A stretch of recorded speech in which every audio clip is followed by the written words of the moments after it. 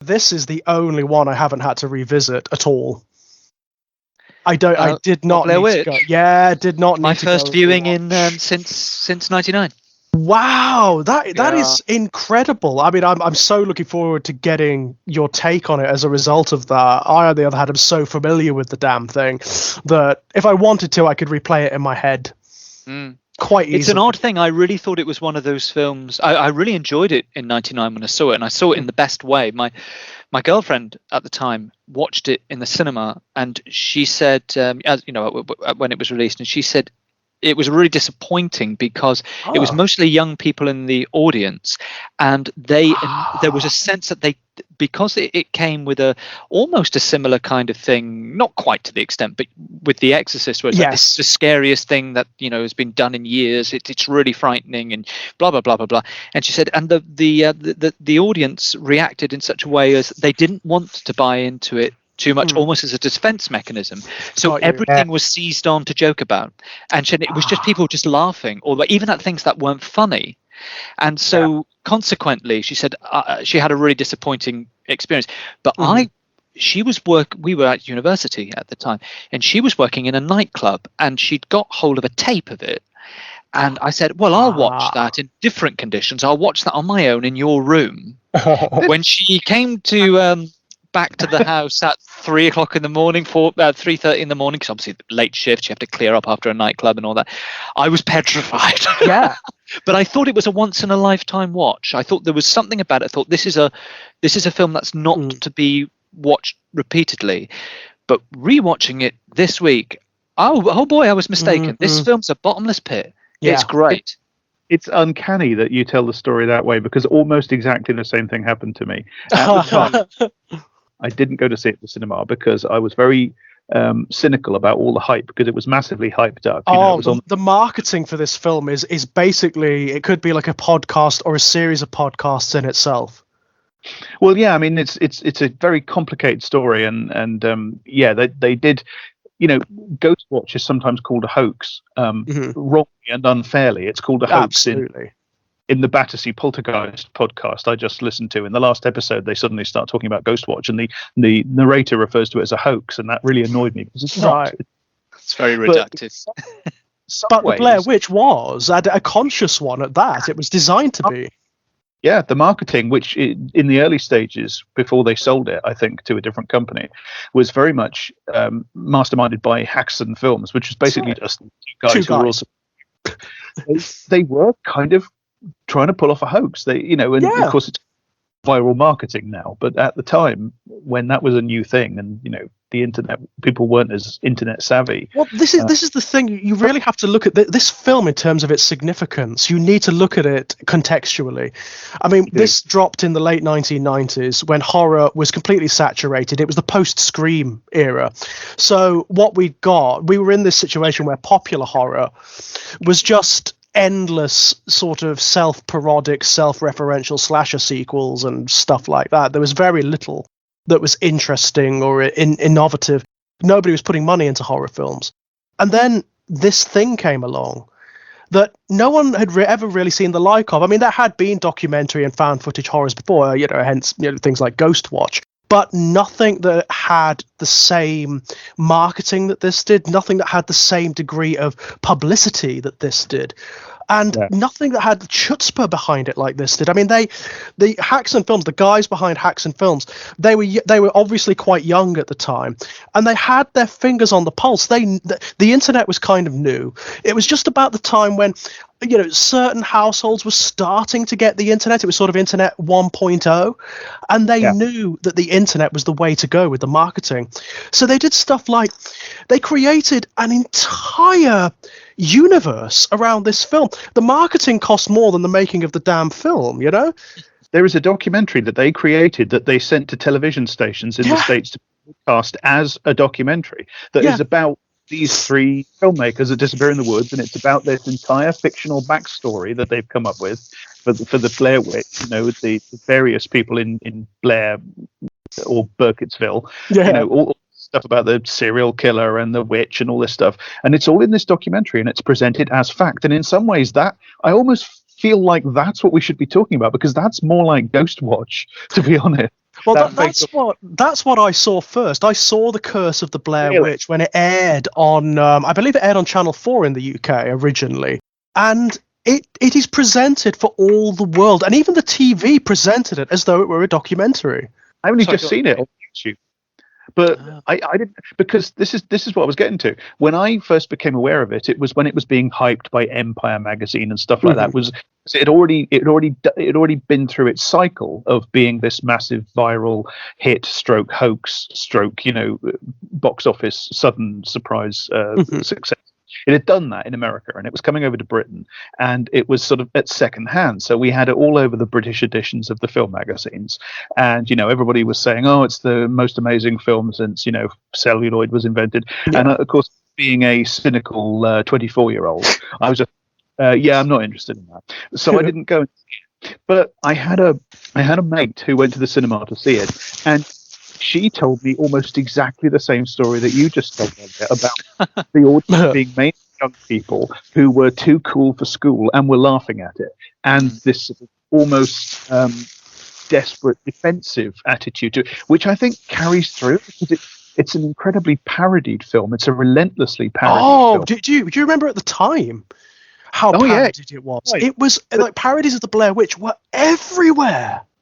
But it goes on and on. People are still parodying it now, and I think there's an unease being defensively batted away with this constant parodying. I understand why it's parodied, because there are some texts, and this is a classic example, that do somehow lend themselves to parody, and this is a classic example. But there is also this, I think, there's this desperate desire to neutralize it, to make it safe, because but at the time, as you say, people, young people were going to see it, and they were reacting against the hype, and they were also, I think, reacting against the fact that it is a very unnerving piece, and this kind of just laughing at everything and treating it all like a big joke, and you can't scare me thing. Well, it's hard to explain, isn't it, to people now, because found footage is so pervasive as a result of the liberation of technology with YouTube and the means of producing and presenting found footage horror films. They are everywhere. If you go onto YouTube and type in found footage, you will find hundreds of examples, but it kind of all comes from the Blair Witch Project. I mean, one of the things that I will say that just to as a capstone on what you guys have already just said, is that watching it again, as I said, this is the second time ever I've seen it, and it did make me think, well, film is a 20th century art form. It's a 20th century medium. It lasted almost 100 years, just slightly ahead, but you're really talking sort of Le Vampire, when our idea of things as film starts to emerge a bit more. And I've always sort of had it in my mind is when people talk about the great films of this century, and they talk about things like, In the Mood for Love or Mulholland Drive or things like that. And it's always with a mind of like, well, hang on, we're in a new century, and sort of symbolically, you've got to, you've got to, if you're taking things from an old century, you've got to do it so much more consciously, and thinking about the way that this was at the same time as internet becoming more well known, entering people's homes. This thing you were saying about the marketing, how much it's been parodied, and therefore how much it has been influential. This I would go as far as to say on this second viewing, I thought this is possibly the first great mainstream film of the 21st century, because it is trying to be a film for the 21st century. It is trying to relinquish some of the things that, or it ends up relinquishing some of the things that characterize 20th century films, even if you can trace a bit of a lineage, because of course I think the obvious go-to for I mean, in many ways it's a very postmodern film, because it is quoting a lot of other films. I think we can make a case for a number of things, but I think the obvious one, and I think this is almost incredibly clever, because this is a film that built hype around itself as being very frightening.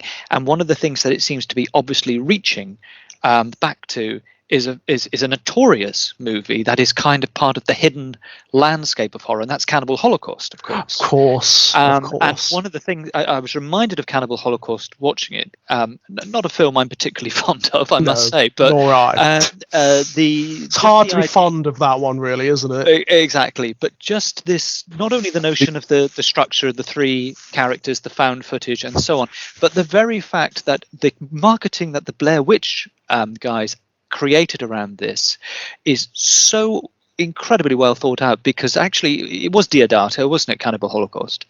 I think the director, Deodato, he ended up in a very different situation, of course, of having to he ended up sort of, I think he paid off his three actors to not work for a year in order to create a similar kind of hype that Blair Witch capitalizes on. And then they had to turn up in court, to prove that they weren't dead. That they hadn't been killed and cannibalized at some point. Yeah. Like Sarah Green having to go on the... Exactly. So there was a link to Ghostwatch, and I thought even things like there's a similar thing. They had to restage in court. There's a similar thing that happened here. I mean, people for the longest time, because of the way this film was marketed, it was marketed as parts of this are actual footage that were discovered in the woods outside of Burkittsville. They were discovered on some archaeological dig. These three student filmmakers were real people who went missing, who filmed this footage. And for the longest time, again, you have to regard this in context. This was the early days of the internet, so you couldn't just go on your phone and look it up. People believed that parts of this were real. But to consciously draw on a banned movie, at that point banned anyway, from the sort of dark underbelly of the horror genre, something that had been part of the video nasty controversy and things like that, is really interesting. But then to at the same time almost posited as being, this is a new kind of film for a new century. Yeah. Well, everything about its production. I mean, do you guys know about like how it was directed and whatnot? Bits. It's amazing. The students, the actors knew broadly what they were doing. They knew that they were going to be making this kind of avant-garde horror film that didn't have a script or anything like that. That they were basically going to be building their characters out of whole cloth, with very little input from the writer or the director, and the means of them being directed and moved about the woods were going to be very hands-off. So there was no script.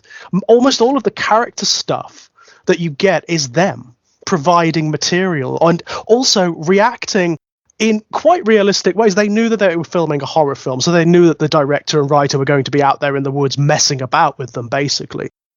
But there must have always been in their minds this weird uncertainty, like, what have we gotten ourselves into? Is something awful happening here, Or what if someone does start to mess with us? What if there is something out here that's going wrong? All the sounds and the noises you hear are basically the writer and director mucking about in the woods, clashing rocks together and breaking twigs and whatnot. But the fear reactions that you're seeing are, to a degree, quite sincere. When the film crew would deliberately sort of make noises in the attempt, at least initially, to freak out the actors. And the very thing is that it didn't work. The actors were like, they're at it again. It's time to get up and start thinking, how dull.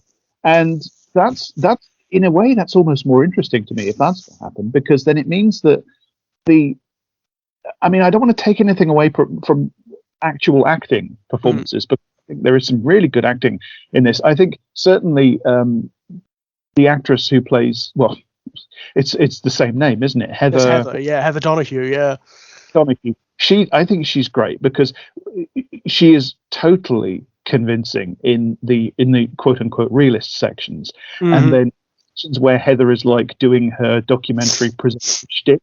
She's actually quite bad, and that's I love. There is a bad presenter, and her voiceover work is kind of cheesy and overdone, and she pulls silly faces to try to look thoughtful and stuff, and that shows you that the actress is in control of what she's doing. I think Heather Donahue's got I was really struck by the tremendous control she had over this character. Actually, that's a really good point, Jack, because it's she immediately taps into something that is very very much essential for this character to work. She shows signs of wanting to over control the narrative. She is the lead. She hoards the maps. She hoards the cameras. She interrupts interviewees too much. And all that is absolutely correct. And yet at the same time, what's fascinating about that character, and as you say, when she does her documentary shtick, it is a little bit cheesy. She's not a fully formed journalist, all that kind of thing. But one of the fascinating things bubbling away under that is she's an experienced hiker and they mistrust her. So her positionality as a woman's very interesting in this. She's a woman with agency who leads the situation, and we get constantly through the film. She says at one point quite late in the film, my hobby was hiking. She knows how to read a map. She knows, but she's a woman. She's a young woman. They don't trust her. There are eruptions of intimations of violence by the men during the film. By all accounts, there was a lot more of that in the footage that was provided. There was a lot more of that, but most of it was cut.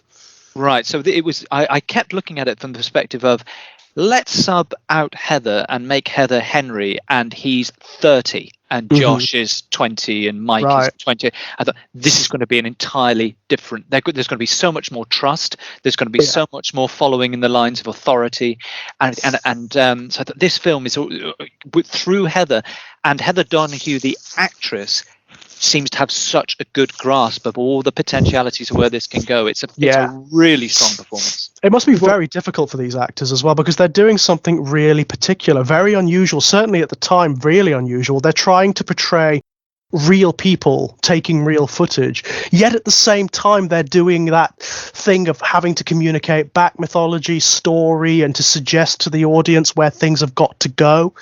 That must be I think she gets difficult. In some way, on some level, that she too is a witch, in the sense that the witch being traditionally a persecuted woman, a woman who is punished for a threat to men, and she is in the woods in exile, as witches, as the Blair Witch ends up with 2 men children who become victims. They all become victims, of course, but she is in parallel to the Blair Witch. Maybe that's why it leaves her till last. Very possibly, yeah.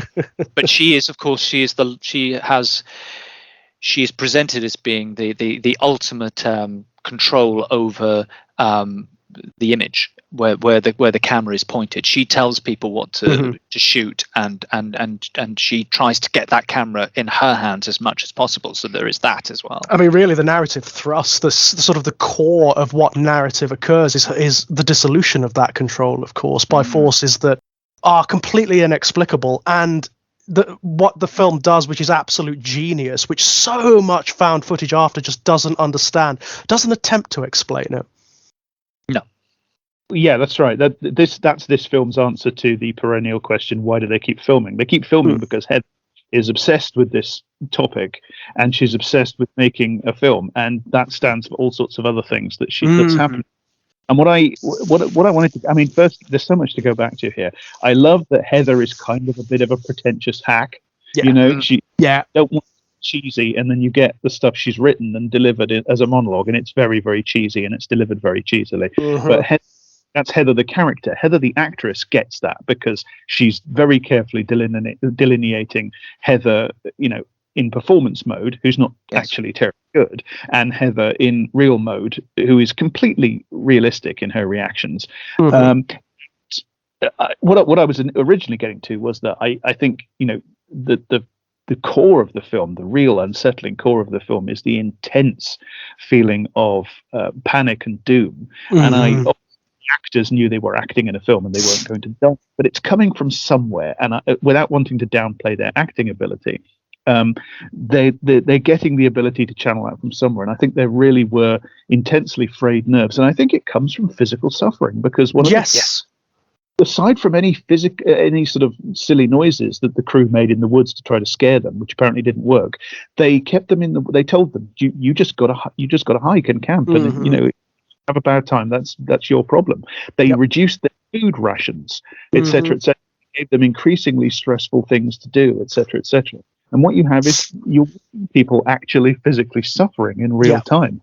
And I think I don't want to cast any aspersions about the male cast members, but certainly there is a misogynistic dynamic here, and you get it fascinatingly. You get it echoed in commentary about this when you look at video reviews, or about this. One of the things that comes up over and over again is this thing about Heather's character being that she's a quote unquote control freak. Yeah, the hatred for Heather is amazing. Her, and she's.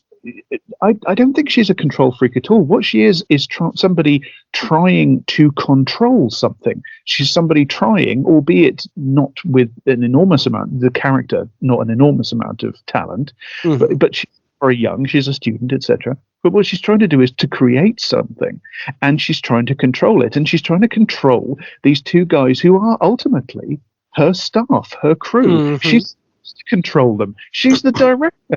It's her job to control them. And she very much presents a character that is aspiring to professionalism. And actually, rather than her being the problem, the problem is the staff, because they're sort of they really are students, and they're sort of like, no, yeah, well, and then when the going gets a little bit tough and it gets a little bit too professional, they're not happy. Where she is trying to aim for this kind of, no, we're a professional unit, we're a team, we're no longer Heather, Josh, and Mike, we're also these roles, and we have this thing to serve and everything, and this is why I maintain, I mean, if it'd been a mature student or their lecturer, even their tutor, age 30, and it was Henry rather than Heather, they would have shut up more. They would have shut up and listened when he said he knew how to read a map. They would have shut up and listened when he said, right, we've got to serve a story here, we've got to serve a documentary, we've got to serve a great deal of this is the inevitable. This is a woman trying to position herself as an agent, as someone who carries authority and weight, and I think the brilliance of the film is, as I said, I think she's absolutely paralleled to traditionally what witches are. It's very clever, the witch trials to whatever, you name it. It's this idea of women gaining too much knowledge, too much power, agency, of course. Or if they're older, the idea of the relinquishing of procreational ability or whatever, the fear of that. And although that doesn't pertain to Heather, but certainly the idea of agency, knowledge, leadership. And she has to be exiled, but she has to be sort of punished for it all the time. But I noticed even when she said things like there was a throwaway line, but it's like, no, it's absolutely right. You can't follow a river south and then back up on yourself. She's right. The situation is wrong. It's not her that's wrong, but she's the easy one to blame. There has to be a scapegoat, doesn't there? But it does become apparent, certainly by that point, that none of them are to blame really for the situation. The situation itself is to blame. When they end up back in the same place, and that for me, like one of the crucial moments of the film, and it's it's what I've named this series after. It's when saying over and over and over again, it's not the same log, it's not the same log. When in circles, they of course are blaming her. They blame her for everything. The ultimate act of petulant folly, the throwing away of the map, is somehow. It's blamed upon her. He did it because he was frustrated because of her, But it's the fact that they're trapped in what is essentially a spatial and a temporal loop. To put it in slightly sounding terms, they're trapped in like a fold of history that's just caught them in it. It's not ultimately any of their fault. It's that they've wandered into this trap essentially in the woods. They're like animals that have wandered into a trap in the woods. But the decision to because it was originally the idea was originally for it to be three men, and Heather during the auditions process, and that decision alters the movie profoundly, because it becomes about this complex dynamic of a young woman trying, not with perfect ability or anything ironed out yet, but in some ways quite clumsily, etc., but trying to create an artistic and a technical project and run these two guys who are supposed to be working for her, and they're deeply immature and they're deeply resentful of any female authority, and they fight against her, one actively, the other passively, all the way through. attempts to get them to do what they're supposed to do and to act maturely are constantly met with deflection and blaming her and anger and resentment. And you end up with what is essentially a raw depiction of everyday but profound sexist power dynamics. Yeah. And that chime incredibly powerfully with the whole thing about the witch, because as saying that the whole notion of the witch is fundamentally patriarchal society banishing, punishing, degrading, literally demonizing the woman who will not, keep her place.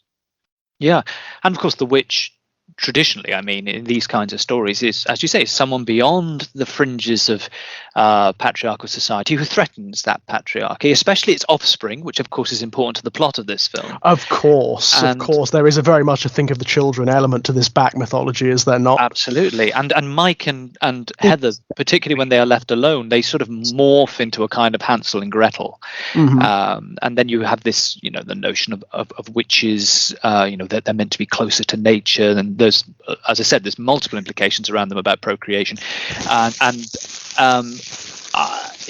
one of the things that sort of really kind of came to me watching it was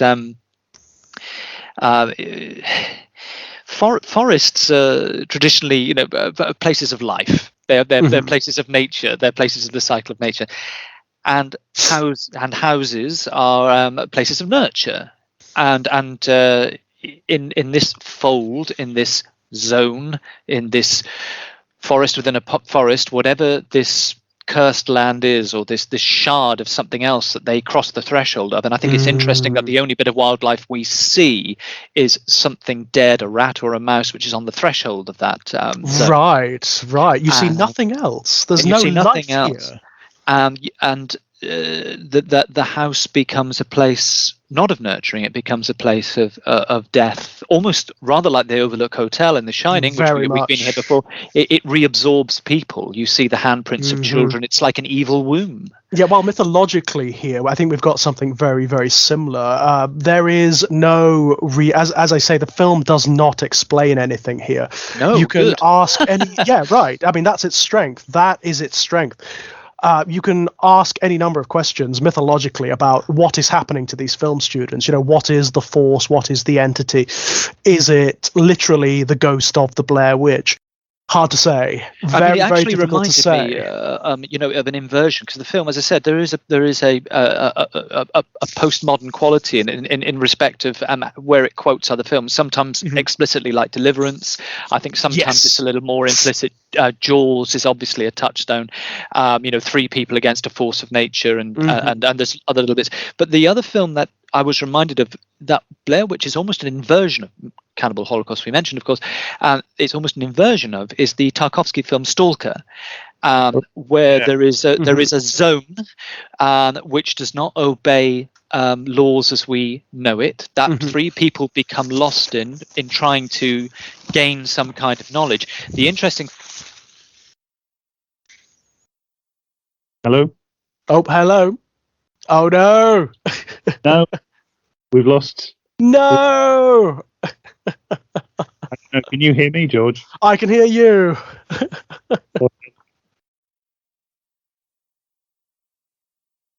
And now I can hear no one. Oh, dear. I can hear you. Ah, there you are. I can hear you, Jack, but I can't hear Elliot, unfortunately. Oh, dear. Oh, I hate Skype to bits. Josh is... Now it's just the two of us. Oh, no. Oh, no. Hello. Hello. So I'll finish my thought, because talking about Stalker, and I said, in Stalker being a sort of strange inversion in my head of Blair Witch, the witch figure, which I would say was his daughter, is outside of the zone, and of course she has power of ESP, but there is or telekinesis, I think it is, not ESP. She moves the glass at the end with the power of her mind, of course, and but it's sort of inverted because she's a child, but she's also on the periphery. She's pushed out socially. So I suddenly, watching Blair Witch, I thought, oh my gosh, in a way, this can easily be read as a kind of interesting inversion to Tarkovsky's Stalker. And also, if I remember rightly, there is a stigma attached to the development of powers through connection with the zone, isn't there? Certainly, That's I right. think in the original novel, I'm actually more familiar with the Strugatsky brothers novel than the movie, as much as I love the movie. But certainly, there's, as I remember it, the characters have to hide their development of powers through sort of social, even social stigma, and even danger from authorities.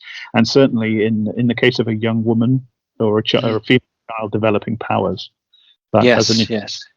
She has to be alone to exercise them. And so there's a clear and evident connection to witch mythology there. Oh, absolutely, yeah. But in this kind of very industrialized, as it turned out to be, a pre-Chernobyl, it's very hard to watch Stalker and remember, of course, it was 6 or 7 years before Chernobyl. Wow.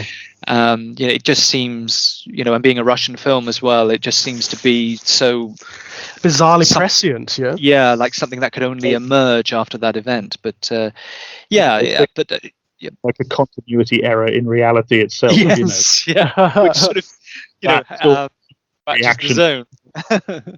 As you say, that almost like consistently feeds into to almost everything we've discussed on this podcast thus far. It's definitely a consistent theme in all of the subjects that we've explored, isn't it? This notion of reality turning in on itself.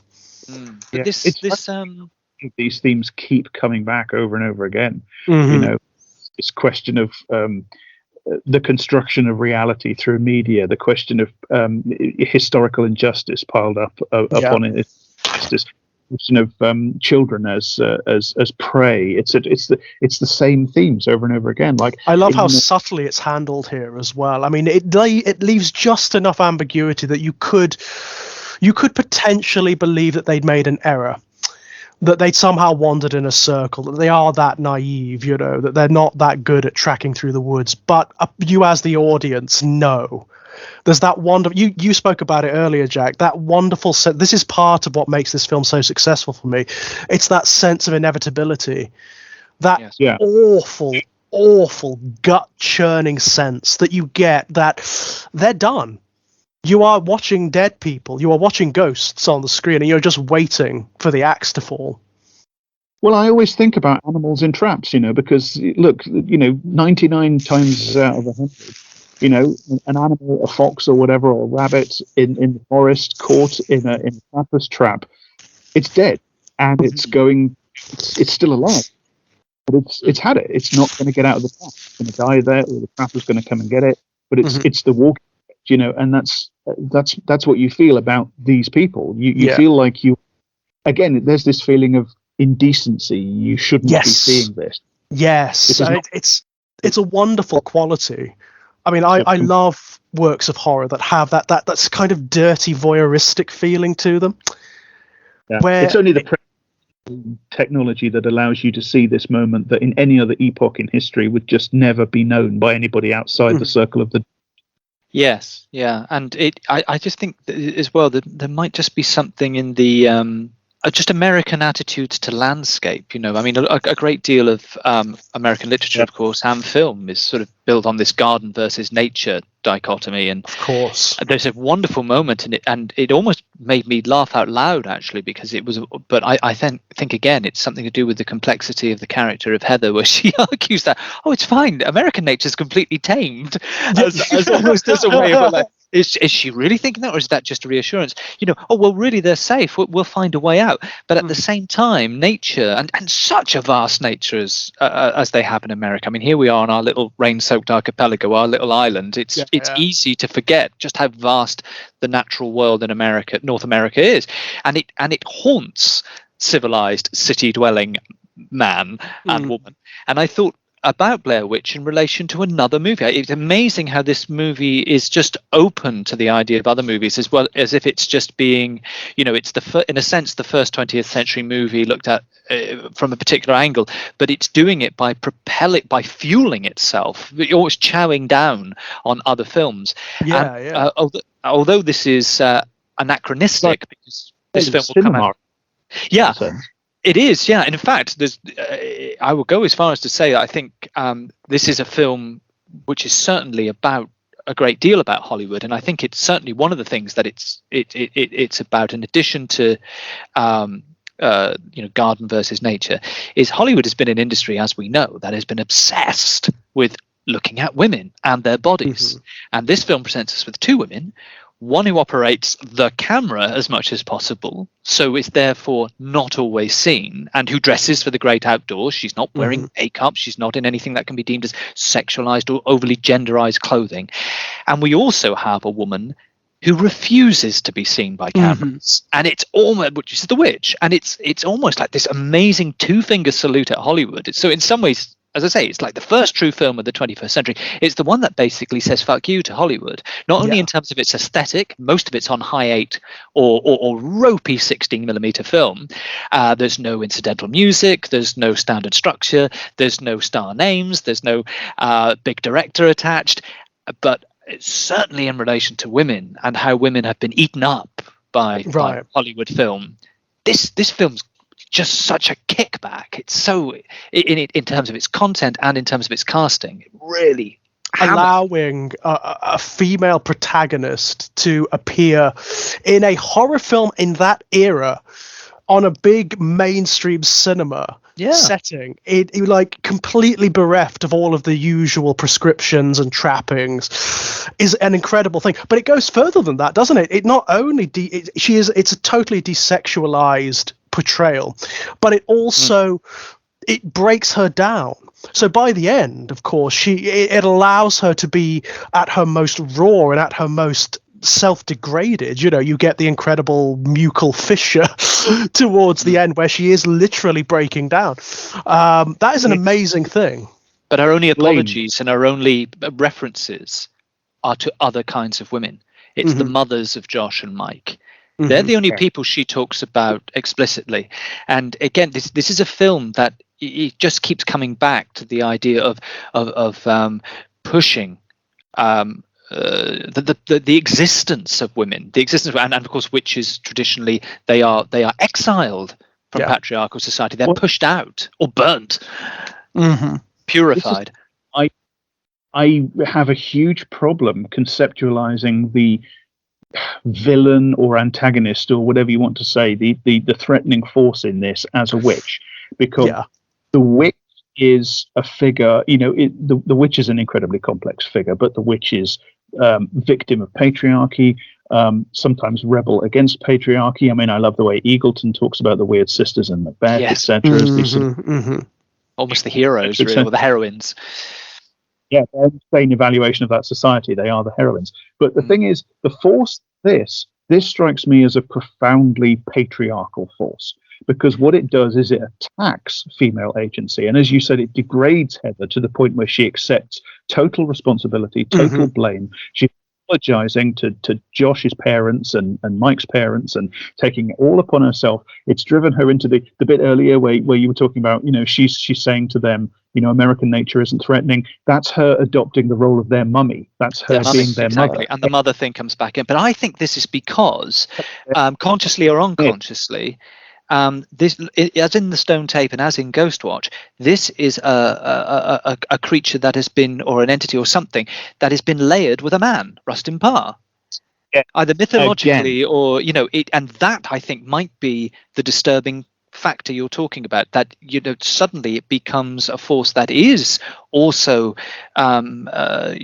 disturbing and breaking down a woman. And I wonder if there's a heavy implication there. That's because in a way the Blair Witch, as this force of in some ways resistance, and I think there's lots of cases in the film which allow us to read it that way, but it's become corrupted by whatever Rustin Parr was and what he did and where he took the legend. Well, it does seem to be something, as we mentioned earlier, something more akin mythologically to what's happening in The Shining, in the Stone Tape, where this is a wound that has been inflicted by history and by patriarchal society. It's neither male nor female per se, but it is inflicted upon women primarily.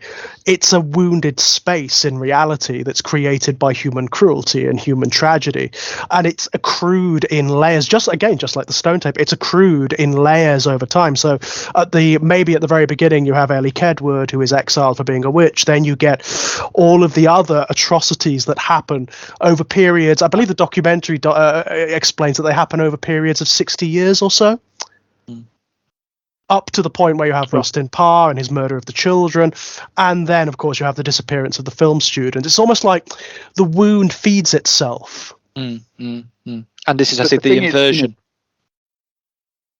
What happened to the woman, whatever her name is? The woman who's thought of Ellie, whatever her surname is, Ellie Kedward, Kedward, I believe. Who was she? I mean, this is the thing. People who talk, we talked about this before as well, the way dominant narratives within these texts get adopted despite the fact that what we see actually conflicts with them. The dominant narrative in this that's been adopted by so many of the critics, so many of whom are, of course, male, because horror fandom is a very male-dominated space. They see Heather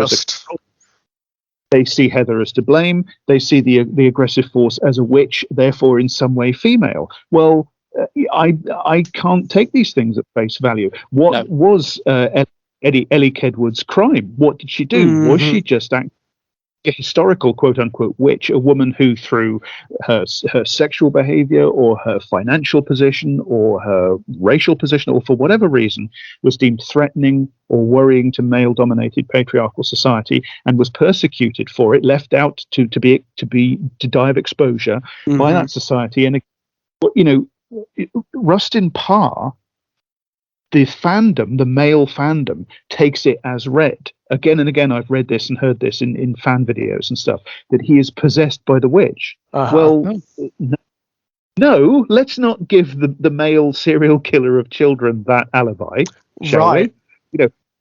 We keep coming back to this other thing that you mentioned, Elliot, which is like the layers, the composite entity, which is made up of these layers of injustice. What we have it here again. We have this thing. Is it Ellie? Is it Parr? Is it whatever?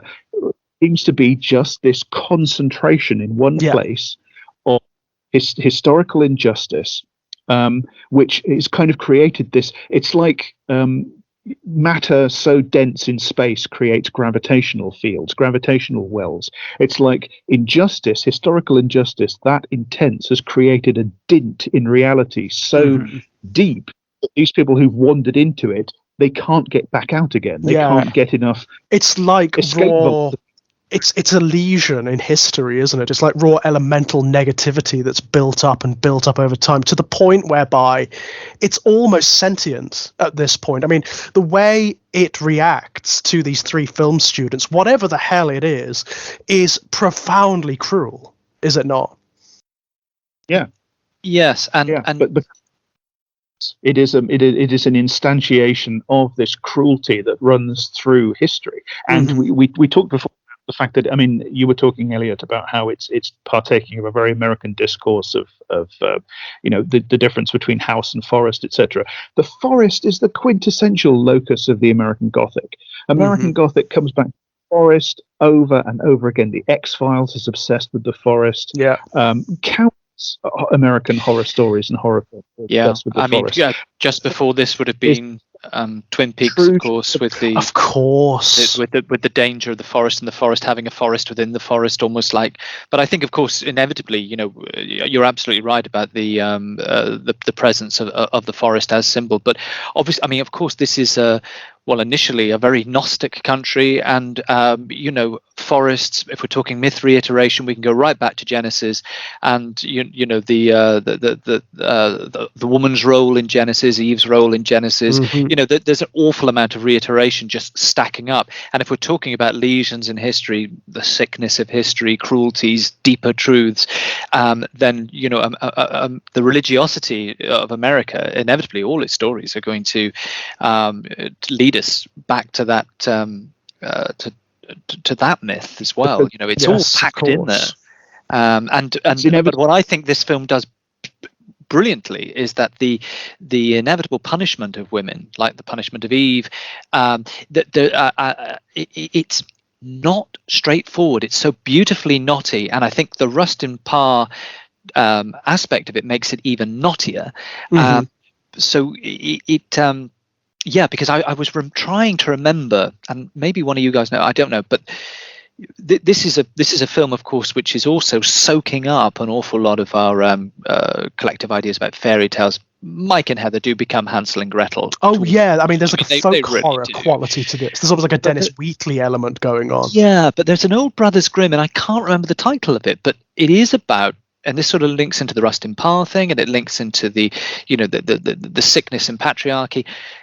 And it's about these cannibalistic men who prey on young women in the story. And it is the witch character, the Mother Hag character, who saves them.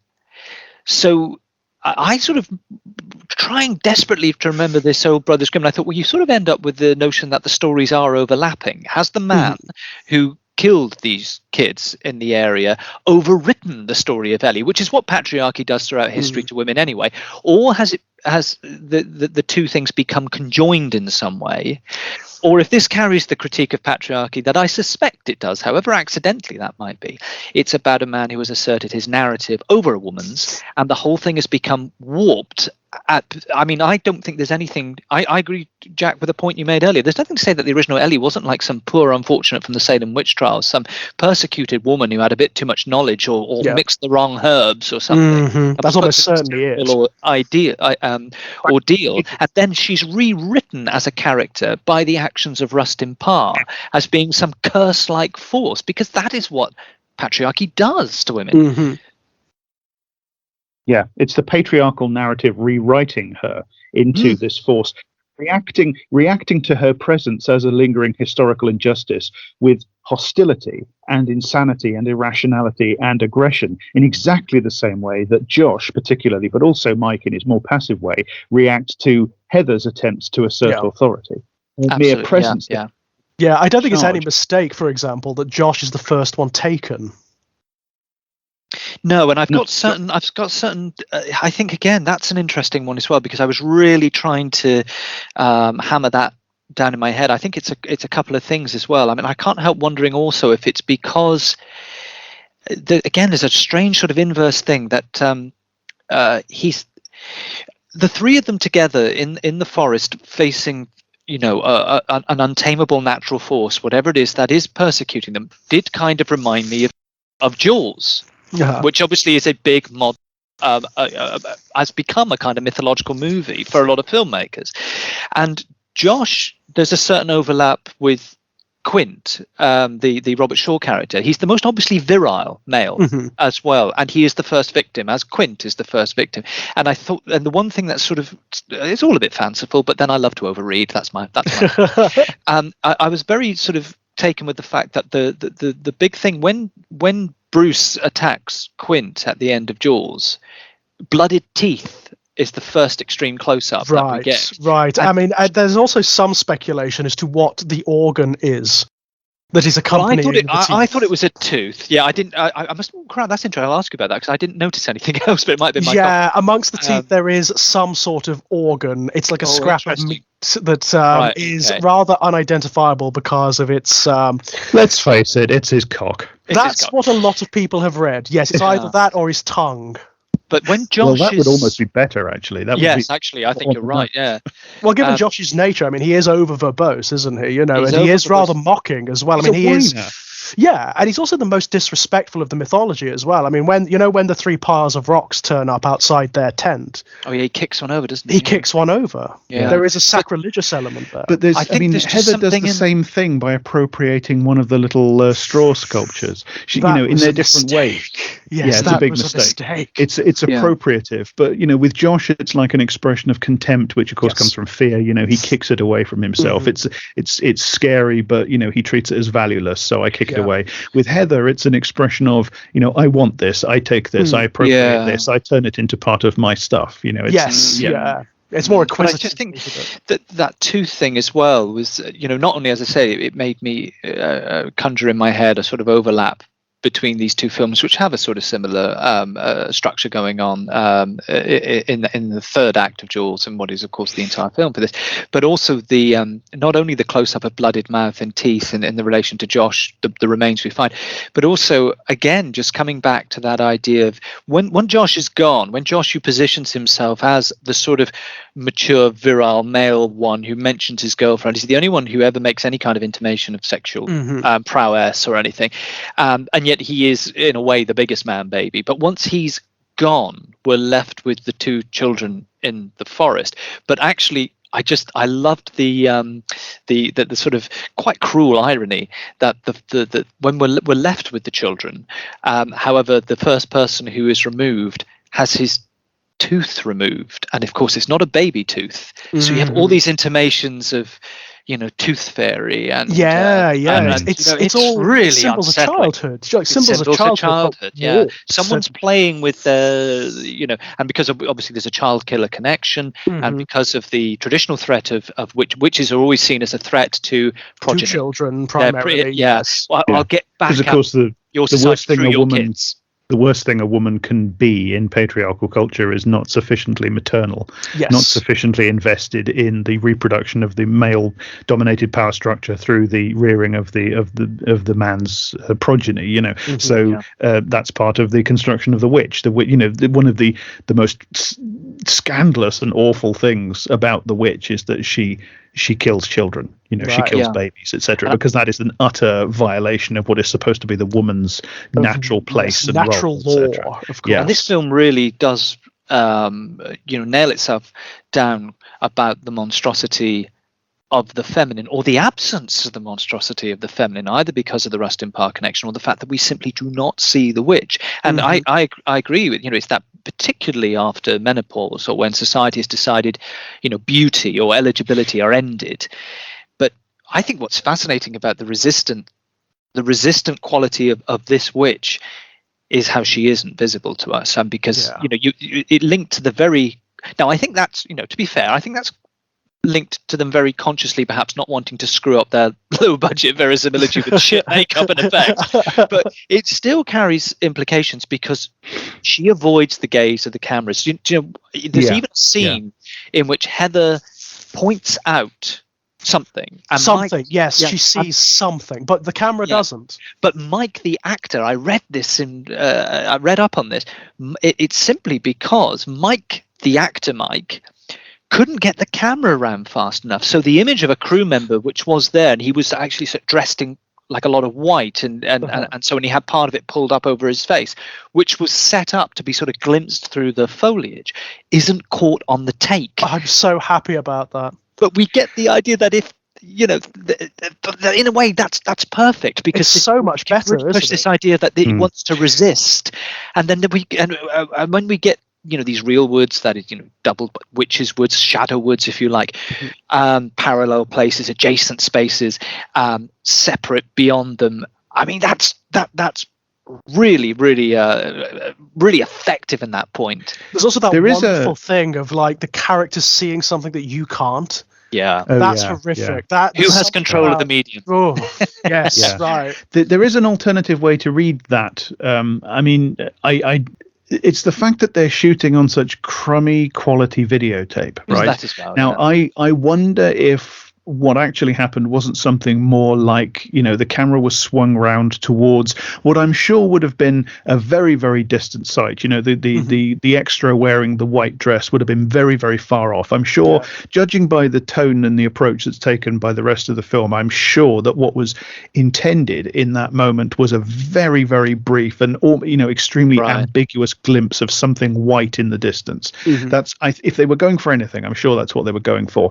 And I think it's possible that the video tape, that just through the sheer lack of quality in the grain just didn't pick it up. And that is actually, there's fascinating stuff about 9/11 conspiracy theories, where these 9/11 conspiracy theorists will show you news footage from the day, and they will show you I think it's the hijacked planes apparently disappearing in midair, and they'll say, look, that proves that they didn't exist, it's CGI. Whereas of course what's happening is that it's shitty quality news videotape being shot from helicopters, and there's a bit of glare from the sun, etc., and it just the plane is still there obviously, but it just disappears because literally the videotape isn't good enough quality to pick it up at that split second.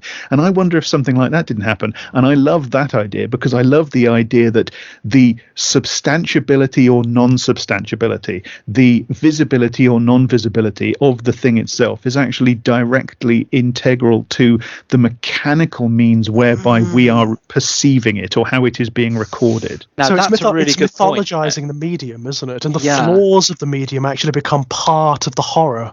I think we can extend that as well, because when they in the final moments when they're in the house, and again, I think you're absolutely right, it's partly because I think there's something embedded in the story, and something embedded in the idea of this witch that cannot be seen, that they refuse to have seen, but also because of the, as you say, crappy videotape and everything. When they're in the house, the place has no reflective surfaces, windows are knocked out. Whenever there is the hope of catching sight of something, the images just go back to the faces of the three leads, or to these sort of relentless greens and browns of a forest that lacks markers, bar of course your cursed log that tells them on some level they are trapped in something else. They are in Ellie's, if it is Ellie's domain.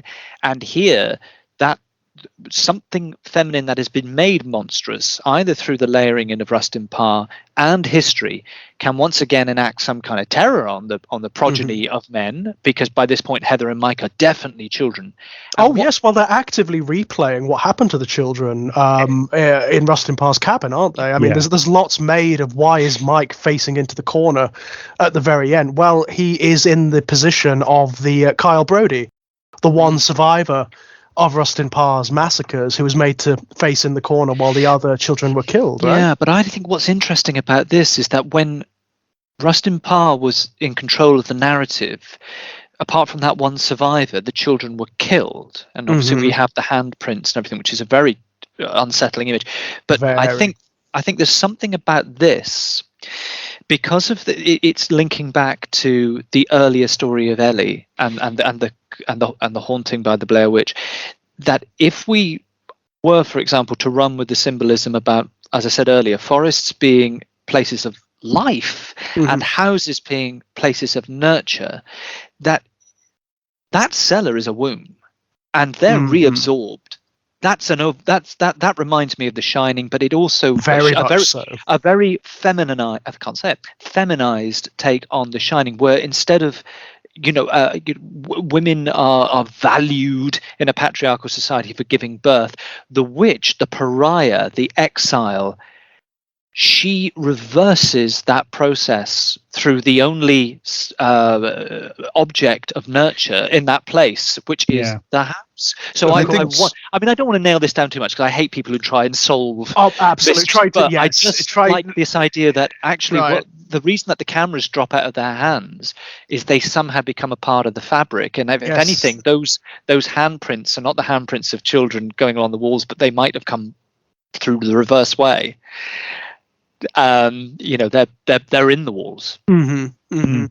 I think this is where you and I maybe have a clashing view of this, because I really do struggle to see this film as being about a witch in that sense. Like, I mean, I would be open to reading it as being about sort of a gothically returning, vengeful, supernatural female force, or a force of that kind instantiated through the feminine. That sort of weaponized the things, But I think the it has been construction of corrupted. the witch against the society that did it. But I struggle to see that in it. I struggle to see the Weird Sisters in it. Eagleton's version of the Weird Sisters. What I see instead is something that feels to me bleaker, which is just the sort of the lingering horror of the calumniation and degradation and destruction of those women. Well, I think it is. I think it is that, and I'm certainly not going to make the case that this is, a sort of that one can make a kind of argument that this is a sort of resistant thing, that this is somehow almost a feminist movie. I'm not saying, because I think that the genius of the movie, in a sense, is that any attempt to read it that way, as a resistant thing, as something in the forest that takes its revenge on the progeny of men, and you're out of your pocket and you're in my world now, and I think it is. I come back to it. I think it's the Rustin Parr thing, and I think it is the how history is cursed by maleness. I think it corrupts it. And this is why it is so bleak, and it doesn't make for a straight reading. I think the Rustin Parr influence is so corrupting on this kind of reading. So we're not actually we're not actually that far apart. It's just, I think what it is it's a film that can be read one way, and then at some point in that reading, it gets all crushed up, and it gets all crushed up by the presence of Rustin Parr. It's why comparisons to The Shining are absolutely apt. Like, mythologically, it's pretty much the same mechanism. Insofar as I can see, it's pretty much the same mechanism. It is just this constant layering, this archaeological layering of malevolence induced by patriarchal history.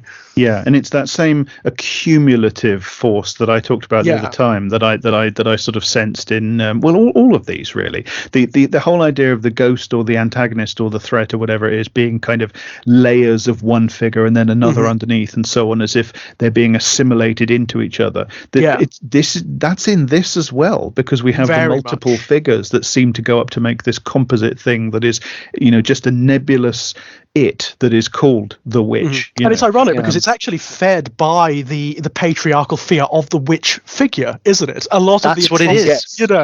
That's it's a self-perpetuating wound. I think you're right, and maybe it goes beyond a witch being there that resists the gaze of a camera, that it resists our gaze, and it is more about people projecting the idea of a witch into this netherworld, into this strange, distorted mirror, where actually, to come back to Jack's point as well, the problem is what a man did, and the myth that he left.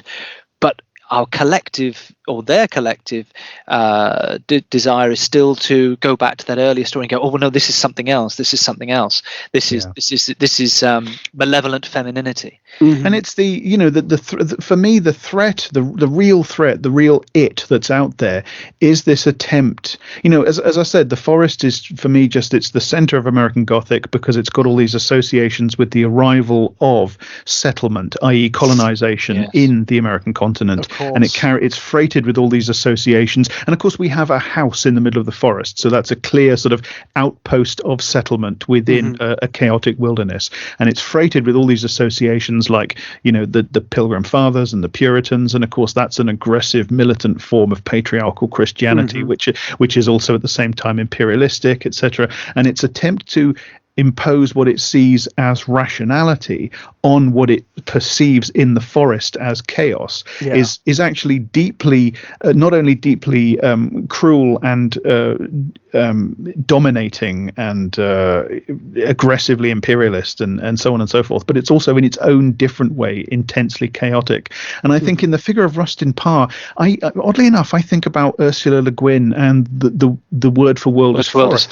Because one of the, I mean, there's this trope in European literature of the Westerner, the white man, the civilized man who goes out there, out into the darkest Africa, and he is driven insane by it. The quintessential version of that is Kurtz in Heart of Darkness. Yes, of course. It is an anti-imperialist, well, it's an anti-colonialist novel, but in the sense that the white man and white civilization, when it goes out there to the darkness that is Africa, this chaotic, insane, primitive darkness, it is infected by it, and it is unable to resist the power of this primitive. It's profoundly racist and itself born of imperialist ideology. And you get this over and over again. It's reiterated in science fiction, and right the way from the 19th century novel through to today in science fiction terms.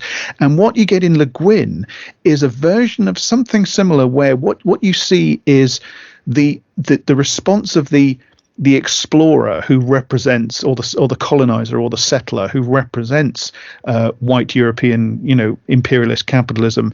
It is a response to the other place, the alien world that it has voyaged into and explored and settled in. But it is his own neurosis, born of that civilization, that leads him to respond to a world that he perceives as chaotic with destructive insanity. And that, I think, is like a key to what's his name, Rustin Parr, because I think what is happening there is his response to the presence of the lingering of patriarchal misogynistic injustice is to turn into just this bloodthirsty machine of death. He to become the thing that he perceives the quote unquote witch as being, which is the slaughterer of children, and then to say, I was possessed by her, she made me do it, it's her fault. Yes. So male violence ultimately becomes the very patriarchal violence that is the ultimate problem and the wellspring of all of it. It then becomes her fault in the figure of the witch, which is exactly what the witch has always done. It's the role she's always played. Yeah, and it's clearly adopted as well by the townsfolk, isn't it? By the local culture, up to the point of post-modernity. Even the people that are interviewed at the beginning of the film talk about Rustin Parr in terms of the Blair Witch, rather than in and of himself. No, it was something that was done to him. Yes, he's a victim. He's a victim. Yeah, because he's a guy. So he's can't possibly be him. He's robbed of this thing and this. But in fact, it was another thing, and I said I can't help it. But this film just seemed to prompt thoughts about so many other films as I was watching it, and. Just to pick up on that point that Jack was saying about the colonialist element, I mean, my God, this is almost a century of American film that was obsessed by the Western, the idea of, not the colonialist project and the taming of nature.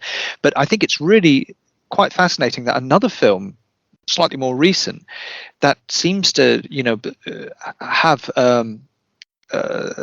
elements to it that remind me of Blair Witch, not in terms of its genre, but in terms of its attitudes about nature and the colonialist project. Is I don't know if either of you seen it. It's quite a recent film. It's a film called Leave No Trace. No, I don't know that one. Haven't even heard of it.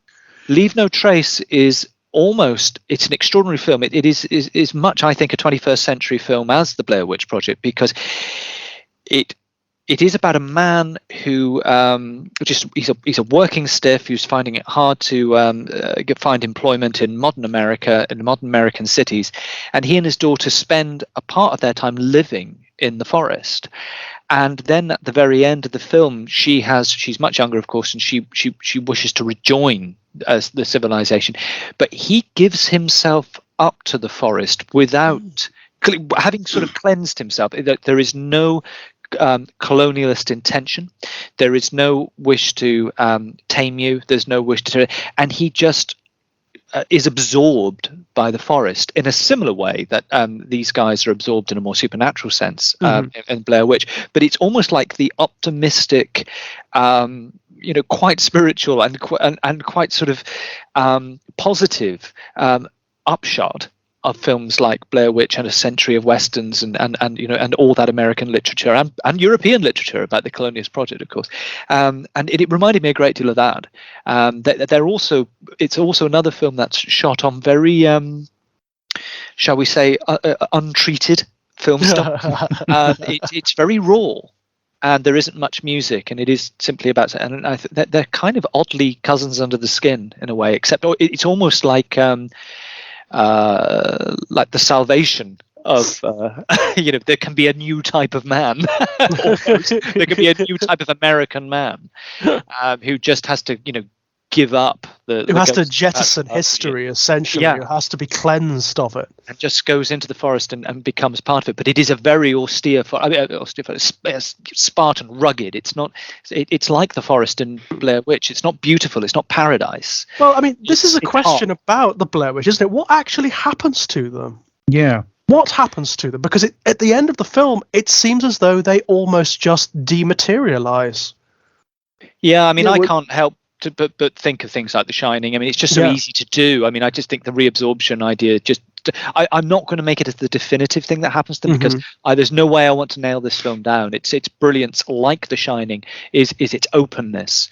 Well, there is. I mean, as I mentioned to you guys earlier, there is a huge fan base for this film. I mean, just enormous. I did not realize how big it was, but there are people who have sort of written themselves into the Blair Witch mythology by treating it as though it is documentary material. Yeah. And have made their own documentaries and have written their own stories. One of the stories I came across actually wrote about how history within that space, that zone, is so twisted that they are absorbed into atemporal time and cast across it. And it actually casts Heather as Ellie Kedward. She sort of cast back across time and becomes the Blair Witch. But I think what's fascinating about this film, and again, it's part of its a bit power. Stephen Moffat for me. It's a little bit Stephen Moffat. It is. I mean, bear in mind, this is fan fiction. To take the opposite, part of the opposite axis to that, if you like. What is fascinating, what is potent about this film? It's a found footage film. We've got to always keep in our heads that this is about media.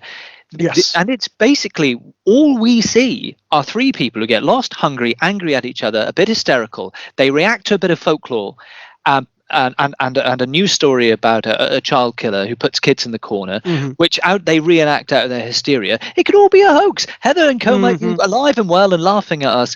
There is nothing supernatural that is truly caught on camera. It's one of the great strengths. It's one of the great strengths of the film. It can be read in numerous different ways. So you can even read it as Josh and Mike being in on whatever is happening. Yeah, that it's somehow some assault. You could call it the Dawkins cut. There is such a thing as Blair Witch Project, the Dawkins cut, isn't it? This is what I love about it, because I've often thought, and it's something similar is very true of The Shining. People often, again, The Shining. People often point out that The Shining could all just be it could be their imaginations. There might not be any ghosts in there at all, etc., etc. There's one event in The Shining which seems to indicate that there is something actually material happening that is uncanny outside of people's heads, and that's the fact that the food store door is opened and Jack is released. That you could sort of fan wank away, can't you, quite easily? that could be telekinesis. If we buy within this version of reality that there's such a thing as telekinesis, then it could be Jack himself or one of the others unconsciously, using telekinesis to open the door. So, I don't find that reading very interesting or useful myself, but it's possible. But the thing that is, and to go back just slightly to another thing we said about like where do Heather and Mike and Josh go? There is one thing about, everybody knows I love The Shining. It's my favorite movie, but there's a couple of things in it. And one of the things in it that I kind of sort of regret is the shot at nearly the very end where you see Jack Torrance's frozen corpse. And although it's an iconic shot, but I often wonder if it wouldn't have been more powerful if we didn't see that and we cut straight to the inside of the hotel and he's in the photograph like he's just actually physically stopped existing in this version of history or this realm of reality or whatever. And he's because I think, he is absorbed by the hotel in some sense. But if you left out that shot of his frozen body, you could read it as him just kind of actually physically disappearing into the hotel. Actually being absorbed into this like weird overlapping inverse history that the hotel has created for itself. And I think you can imagine something like that for the three people in this. And and again, it's tied up with the fact that this is a film intensely about media and how we construct reality through the capturing, the editing, the shaping, the perception of media images, etc. And you can read it as being like, this thing that's happening is so bound up with the very fact that it is being filmed that at the point where the camera cuts out, that is where in a sense they stop existing. They have the thing that absorbs them isn't the Overlook Hotel or even the Witch or anything. It is kind of just the process of them being the process to media itself. And when the camera is turned off, that is the completion of the process, and they now exist only stored in the film, something like that. And I love this version of the supernatural because I've often thought that if the supernatural did actually happen, it would be like the difference between a supernatural event, a genuine supernatural event, if one actually happened, and a natural event would not be something, as it's usually presented, it would be something incredibly dramatic, like, swirling pulses of ghostly energy, etc., and, vampires crawling out. No, it would be so close to looking and feeling like normal, like natural life, that you almost wouldn't notice. It's close to the uncanny, isn't it? Yeah, the difference between a natural and an actual supernatural event would be like, it would be the width of an onion skin. It would be 0.1%, right? But it would somehow just that minuscule crack would yawn, And I love this version of the supernatural where almost everything you see. I mean, we're getting into Todorov now, but almost everything you see can be explained naturally and materially, and of course if you're actually being rational about it, that's what you do, because there's no such thing as a supernatural explanation that is more likely than a natural explanation, Hume, etc., blah blah, we all know that. But nevertheless, we just know that there's something wrong with it. But we've grown so used to being in the presence of something which in a way acts supernaturally, and that is film, that is cinema. Recording. This whole idea that not simply the projection of images on a screen and the capturing of sound on tape or whatever, but also I think fundamentally in something you alluded to, in the cut, in the edit, how time is telescoped, inverted, changed, reordered, restructured by editing. We live with this compression all the time because we watch as a society we watch so much film and television, and it is the frightening thing about that, one of the frightening things, the tension that kept ratcheting up for me throughout, not only is the fact that the film, the frightening end part of the film is the camera loses signal, we don't know what happens, but all the way through I'm just going, Jesus, how much battery's left in that thing to keep light on, and that was the thing that was keeping me on the edge of my seat. It's like, don't overuse it, but you've got to, because it's dark and you don't know what's out in the darkness, and of course that pertains to, we need to see an image. We can't just have the ghost watch thing again, we can't just have dead air, and we can't have no signal. That's an existential dread when it comes to this. When it comes to it's quite brilliant. Have either of you seen on that fear, doesn't it? It plays on that fundamental fear. It's like, we could give you something, but we're not going to. And they did almost do it. Apparently, like when the bigger film company bought it off Haxon, they said, we need a better ending, and they kind of filmed a few alternate endings that had monsters in them, and miraculously sense prevailed even in the halls of the big studio, and they said, no, none of this works, go with the original version. Thank whatever Lovecraftian deity was looking down at that point. Have either of you seen a movie called Sinister? Yes. Yeah. Yes. It's not a particularly good film. Oh, yes, I remember. Yeah. There is. I mean, There are moments. There's some good stuff in it. Yeah, and it does. It's a bit more kind of traditional. plays around with some of this as well through this construction of the uncanny through it's actually like Super 8 film. That's right. And then it's translation into computer information via the central character kind of filming this uncanny event that he's got stored on sort of supernaturally appearing and disappearing reels of home movie footage and stuff. And then there's one particularly striking bit at the end where it's, as always these days, it's over explained, but there is a bit where in case people haven't seen it, I won't spoil it, but a character I do know the sorry, yes, we have an audience, for the listener, don't we? Yeah. Sorry, audience. Yeah, there we're is not a in this bit hermetically sealed bubble just talking to each other. there is a bit where a character kind of disappears from our reality into the supernatural realm, and she does it kind of via jumping, and she just flicks out of existence and she appears in the film, and it's just like it's the most basic cut imaginable, like you were just talking about the cut.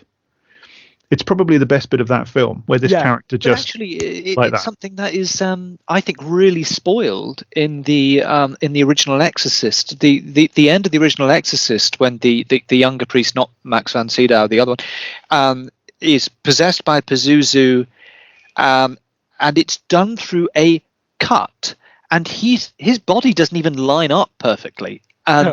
But when they had the chance to go back, remastered version, DVD, they synced the image and did it as a kind of morph. They used modern technology. It fucked that up because that's awful. Terrifying. Because you get that quick and sudden jump between the possessed eyes of Pazuzu and then back to the priest, and then he jumps through the window.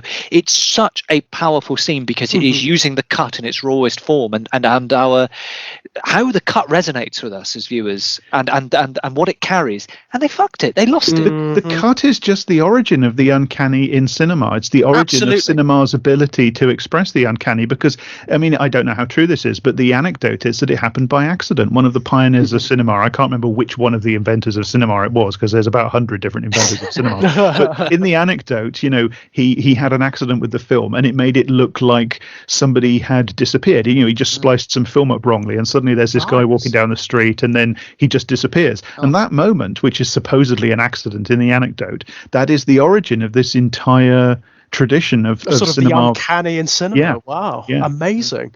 Have we seen the 2016 remake of The Blair Witch? I haven't. It's awful. It's a slasher film pretending not to be. It's awful. I mean, it could, the worst of it is, I mean, are you okay for me to spoil this? Please do, because I have no intention of watching it, because I think there's something very special about the Blair Witch Project 1999, and I'm just not interested in anything after it. It could have been a perfectly feasible found footage horror film, but it does that cardinal sin towards the end. You know the one, Jack. You know the one. Yeah. Yeah. It shows you the witch. Oh no. It does. Well, and she's like Meg, like Meg Battlebones from a fantasy film. She's actually like a horrible hag. It's just a monster. Oh my god! It's just like this sort of pale, long-limbed monster that sort of runs around in the background. And I mean, in a strange sort of way. And again, I think this is one of those films, the 99 one, that can lead you up, like The Shining.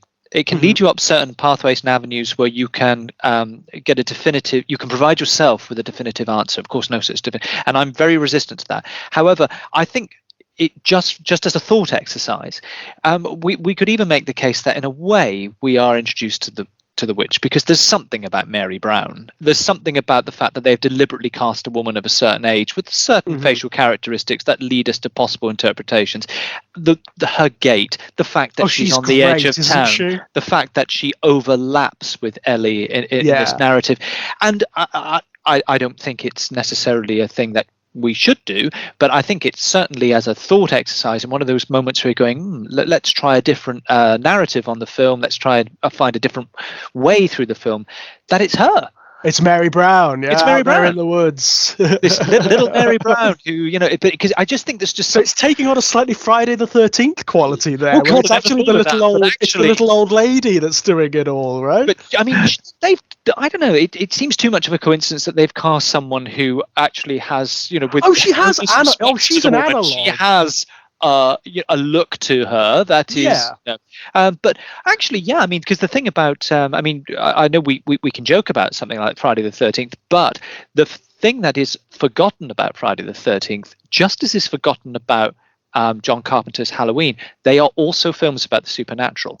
That is that is a Friday the 13th. That is a haunted forest that returns a child after his mother is killed, and the subsequent films with Jason. Jason is not some guy who just happens to live in the forest who survived, because he's meant to be definitively dead at the end. Right. That is something that has been returned by he's a revenant of some description, isn't he? And as for Michael Myers, I mean, the strength of the original Halloween, of course, is the fact that it does have this wonderful ambiguity. It's a slasher movie that's not a slasher movie. Right. I used to really not rate the original Halloween, but then I realized that it is actually under the hood and secretly it is actually a film about the uncanny. It is a supernatural movie, and it just when you watch it that way, it grows in stature for me in very much the same way that Blair Witch has grown in stature for me in the years since I was originally unimpressed by it.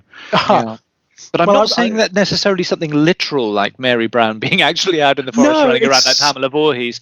But there is this is like, to me, she's more like, the red herring, the very traditional, banal idea of what a witch is, and then you get into the forest and you get into something far more ineffable and complex. I think that's fair, but I also do think that there's I almost like the idea of Mary Brown as being almost like a factotum, that she's the one who goes and makes all the pieces and hangs them out there.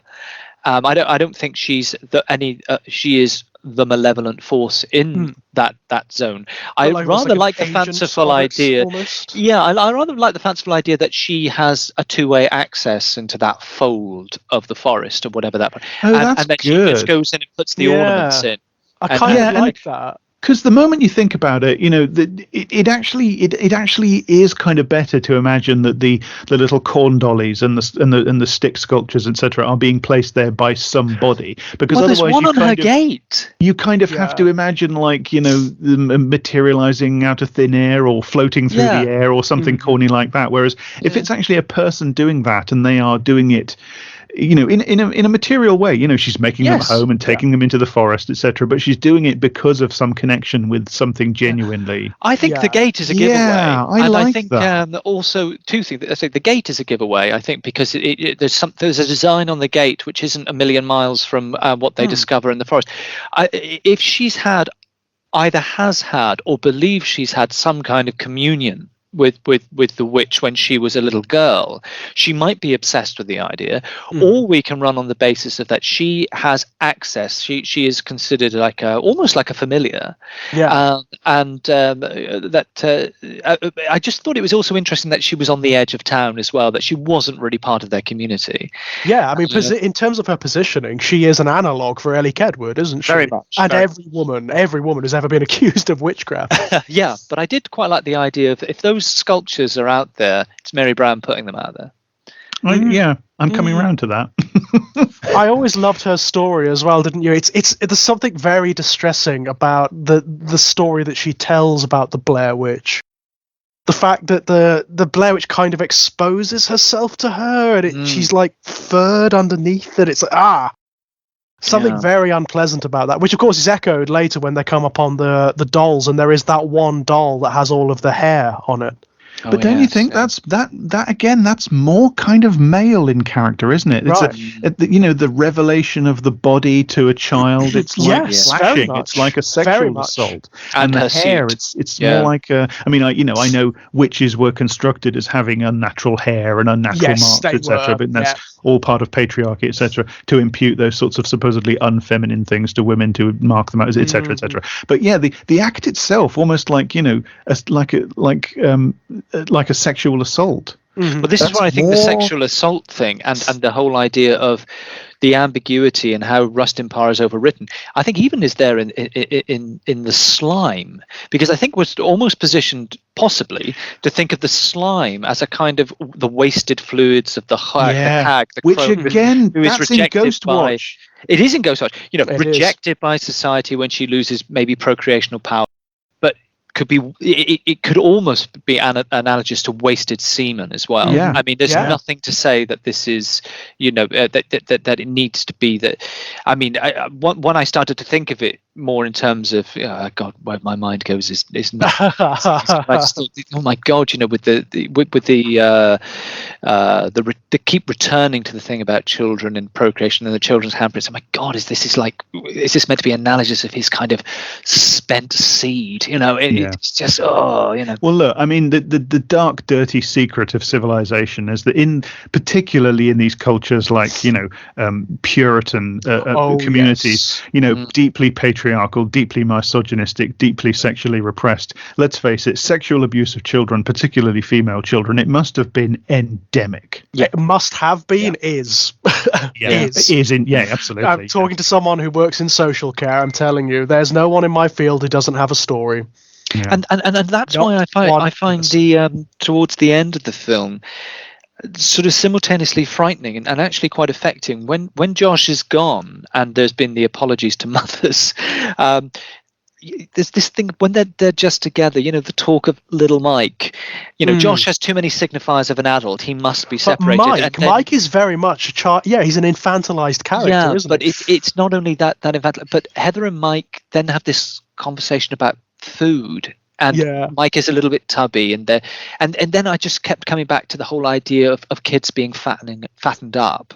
Kids being fattened up. Back to Hansel and Gretel. The inevitable end of Hansel and Gretel and several others. Yeah, right. And I just thought there's a real, and it's a brilliant moment in the film because it reaches into our collective knowledge of those stories, because it's at that point where I turned to my wife and went, oh, and she went, they're talking about wanting food, they're talking about their mothers, they're talking about wanting to be nurtured, they're being fattened up for the oven, aren't they? It is so but it's a great moment because the wonderful irony that moment runs on is the fact that it's actually a conversation that draws them together. It heals some of the wounds that were there, but anything. This is actually a rather sweet and rather beautiful moment, but it's also deeply moribund. Something so horrible. Yeah, it's deeply moribund because at that point they have internalized the fact they're not getting out. Yeah, there's a sort of, and I love the way that's a leveling moment, isn't it? The sort of mutual recognition of their mutual doom is the moment when he stops trying to be the child, and she stops trying to be the mummy, and they can actually talk to each other as fellow human beings. Stories that do this as well, and I think probably the most recent thing I encountered that it was probably the on television anyway, The Terror. This moment when human beings say we're fucked. And the sort of, and you see it quite a bit in storytelling as well, the sort of new layer of almost human nobility they reach through the knowledge of their impending death and that they cannot do anything about it. Well, at that point, all of the tensions dissipate. There's no argument, there's no bitching, backbiting, nothing, no questioning. They just operate. They just function. It's fascinating the differences between the TV adaptation and the novel in that respect. I recently read, after I watched the TV show, I read the Dan Simmons novel. Oh my God! It's so nasty. It is. It's punishingly. It's brilliant. I mean, it's wonderful. But I will never read that book again. Ever. Well, yeah, it's vast. It's such an investment of time that I doubt. I doubt I will read it again. But I don't feel like I need to, because it is one of those books that is I just feel like I can almost remember every single part of it, And it's funny because it's very similar to the television adaptation in some respects and very different in other ways. They are very much like I'd encourage anybody who watched the TV version and liked it to read the book, because it's like it's experiencing essentially the same story again, but also it's sufficiently different that it is like experiencing a new story, a variation. Certainly on the theme. With Hickey. Very much really so. interesting with Hickey, how Yeah, the two Hickey's versions change. Hickey's much less interesting in the novel than he is on Well, television. he is, yeah. definitely. And this is the thing; they each have their strengths and weaknesses. There are areas in which the TV version is vastly superior to the book, and vice versa. Yes. But firstly, there are bits of the book that are genuinely terrifying, just on sort of a ghostly, uncanny level, like the bits where Crozier goes back to the ship after he's been living with the native people for a while, and they perceive it as a haunted place, and now because he's essentially become one of them, he kind of perceives the haunting in it. And there's a bit in the cabin where he senses something behind. It's very, very scary, and just in that sort of ghost story way.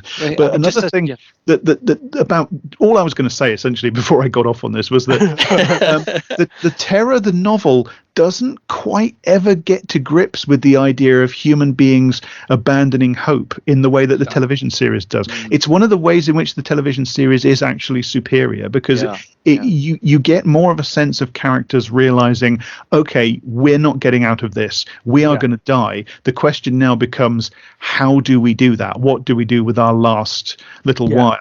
Whereas, that's implicit in the book, but it's not communicated in quite the same way. No, somehow it's kind of more explicit, even though you never actually get characters standing around talking about it in the TV show. It's explicit in the imagery, isn't it? Yeah, but I just feel like there is a problem with not the back of the book, because the very back of the book is like Crozier's experiences after everybody else is dead, and he's integrating himself into the I can't remember the correct word for them, but the native people's culture, and that's fascinating. But before that, when you're still getting the winding down of the sailors, the last few catastrophes before they're all gone except him, there is a sense in which the book kind of gets so plotty there that it sort of loses sense. So it focuses in profoundly on one or two people, and you kind of lose a sense of the rest of this. It gets kind of obsessed with describing the minutiae of human abjection, doesn't it? Like, it gets lost in that completely. Yeah, and it gets very, very focused on Crozier to the detriment of other characters that it's been building up for a long time. Yeah. Whereas you really get the television series has a more complete feeling of like a group of people each reaching their mutual end point. Yeah. Well, it actually does the best thing that television can do, or the visual image can do. It opens it up to broad images, images like Hickey reaching out to the creature and so on, and they communicate far more. That is the crowning glory for me. That is the crowning glory of the television series. Hickey cuts his own tongue out and holds it out to the creature, and the creature just bites his arm off. Yeah, it's a terrific moment. Actually, it's one of the.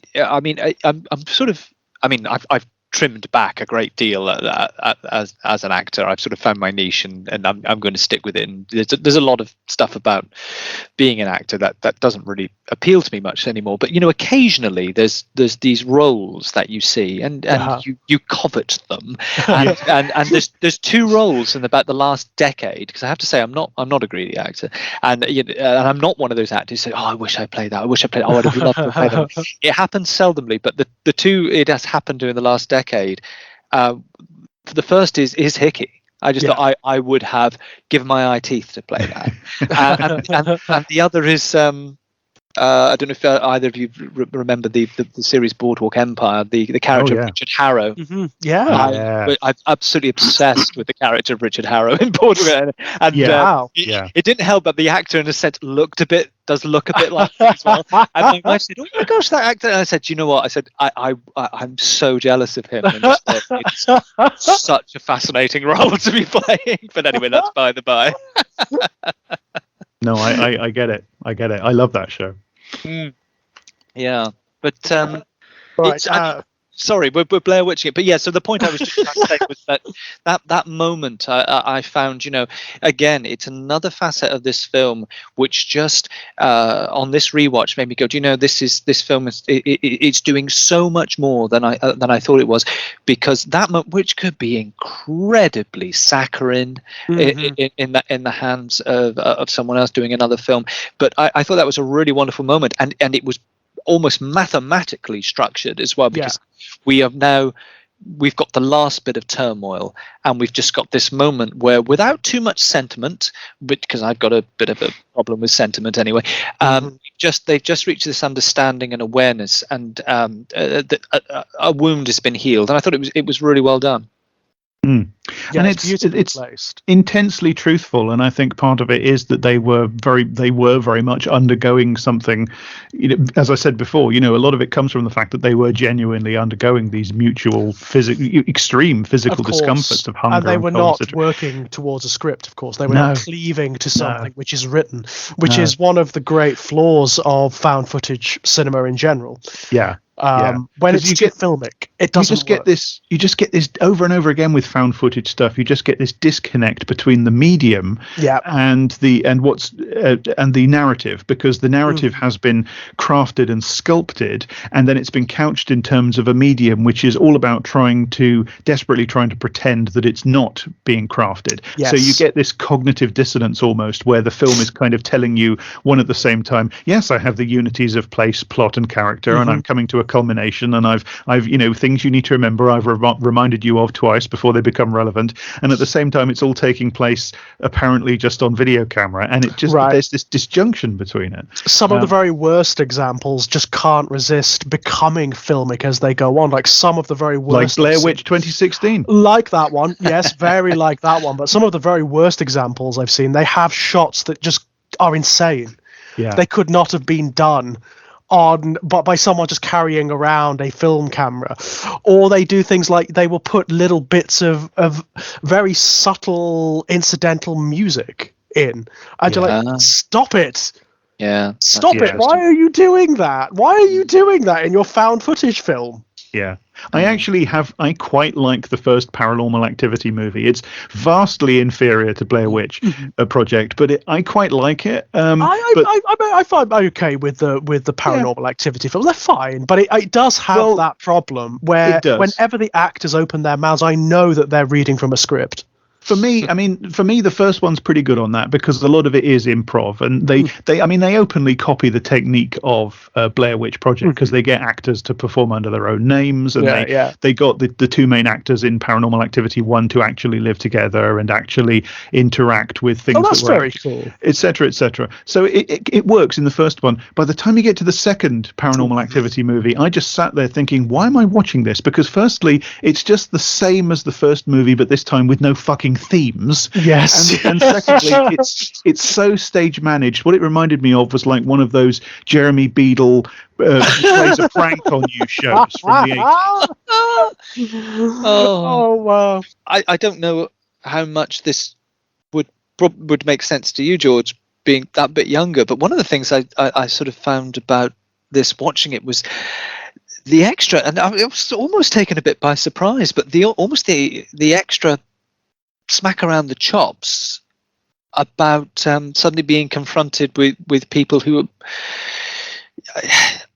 in a sense, of my time. It was everything about what they were wearing. I got that. Vocabulary and their posturing and everything. I thought, and I had a sort of moment of a catch in my breath, and I thought, that's my. These are kind of my guys, I was a young teenager. I was a young teenager when Blair Witch Project came out, so literally I went to university with so many guys who looked like Josh, and like Heather, actually. I was 23 in 1999, so I was exactly there. I'm their exact contemporary, and it was watching it. It really was weird, because it felt like being catapulted. But they're Americans, so it's a fundamentally different culture. But even so, somehow it really did feel like being catapulted. Yeah, but the cultural contamination is huge from the States. In the 90s, we were. My God, I certainly had my grungy phase and everything. There was something to be said for that too, isn't there? It's positionality in the 90s. It's like all the media of the mid to late 90s. It's expressing that kind of diffident nihilism.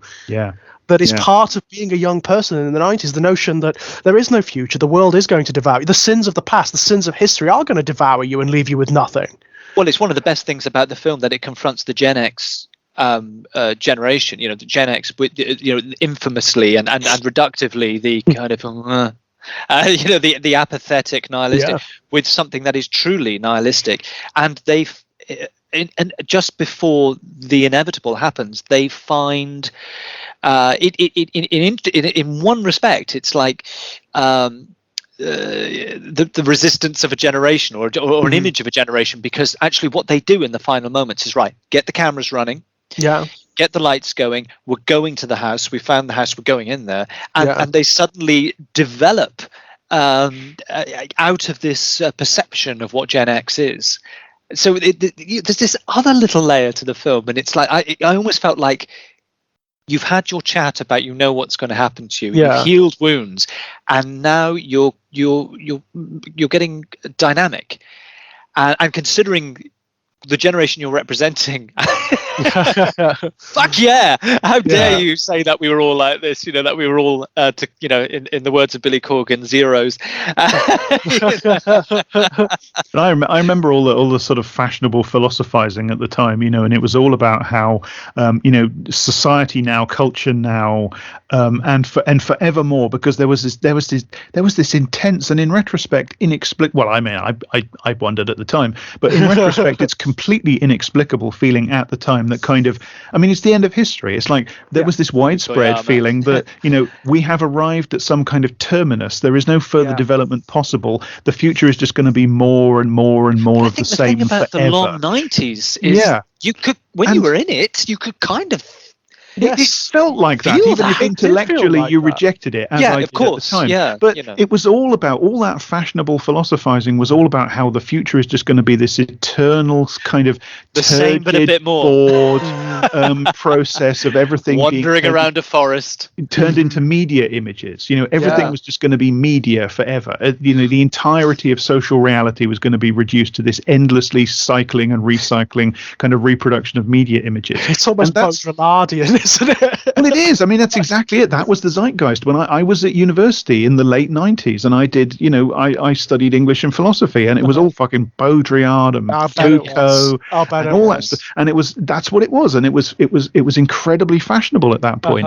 And it was all about the idea that, you know, social reality has just been reduced to decontextualized media image production, and there is no reality outside of that, you know, et cetera, et cetera. And that's the end of absolutes. It's kind of what the Blair Witch is about, isn't it? It is, isn't it? Because that's kind of what these kids are doing. They're trying to turn history into just they're using the weapons of that era's idea of modernity. You know, the portable camera, the production, the democratized portable producer of media images. They're going to take it in, and they're going to go right into the heart of American history, the forest, the settlement zone, et cetera, and they're going to turn it into this, you know, as I said at the start, Heather, you know, one of the things I like about her characterization is that she's kind of not very good. You know, her intro and her delivery is kind of crap and, you know, cheesy and stuff like that. And it's like there is something deeper in that historical reality that just rejects it and chews it up. There is this element, they're dynamic in relation to the setting that they wander into, but not just the setting, the mythology, the history. They are so 1990s in the sense that they don't care. To them, it's just something to consume. It's something to be made into a little documentary for school or whatever. Yeah. They can't discern in a sense as well, because, you know, if you're going to run with this thing about, you know, it's the long 90s and, you know, it is the collapse of grand narratives and so on. Well, that's what happens here. It's not only in their use of media, but you get this strange overlap of, is this story going to be about Ellie, or is this story going to be about Rustin Parr? And then you almost have a Foucaultian thing of, you know, his notion of the panopticon. They can be seen at all times, and they cannot see what it is that's looking upon them. You know, if we run with that, but certainly all the competing narratives, myth, history, what they're creating through media, not one of them has the upper hand. Now, not being a postmodernist myself, being more toward the sort of maybe how someone like Frederick Jameson would have viewed postmodernism as a you know, someone who'd been trained as a Marxist. You know, the assertion that he has when he looks into this kind of new mythologizing, this kind of new multi-narrative in what's that book of his called? The History of Late Capitalism, is it? Whatever. The cultural logic of late capitalism. That's the one. Thank you, Jack. Is that if anything, the film ends up saying you cannot have competing narratives, right? Because you will lose your way. You will be lost in this labyrinth. You'll be lost in this hall of mirrors. You need something to tether your camel to.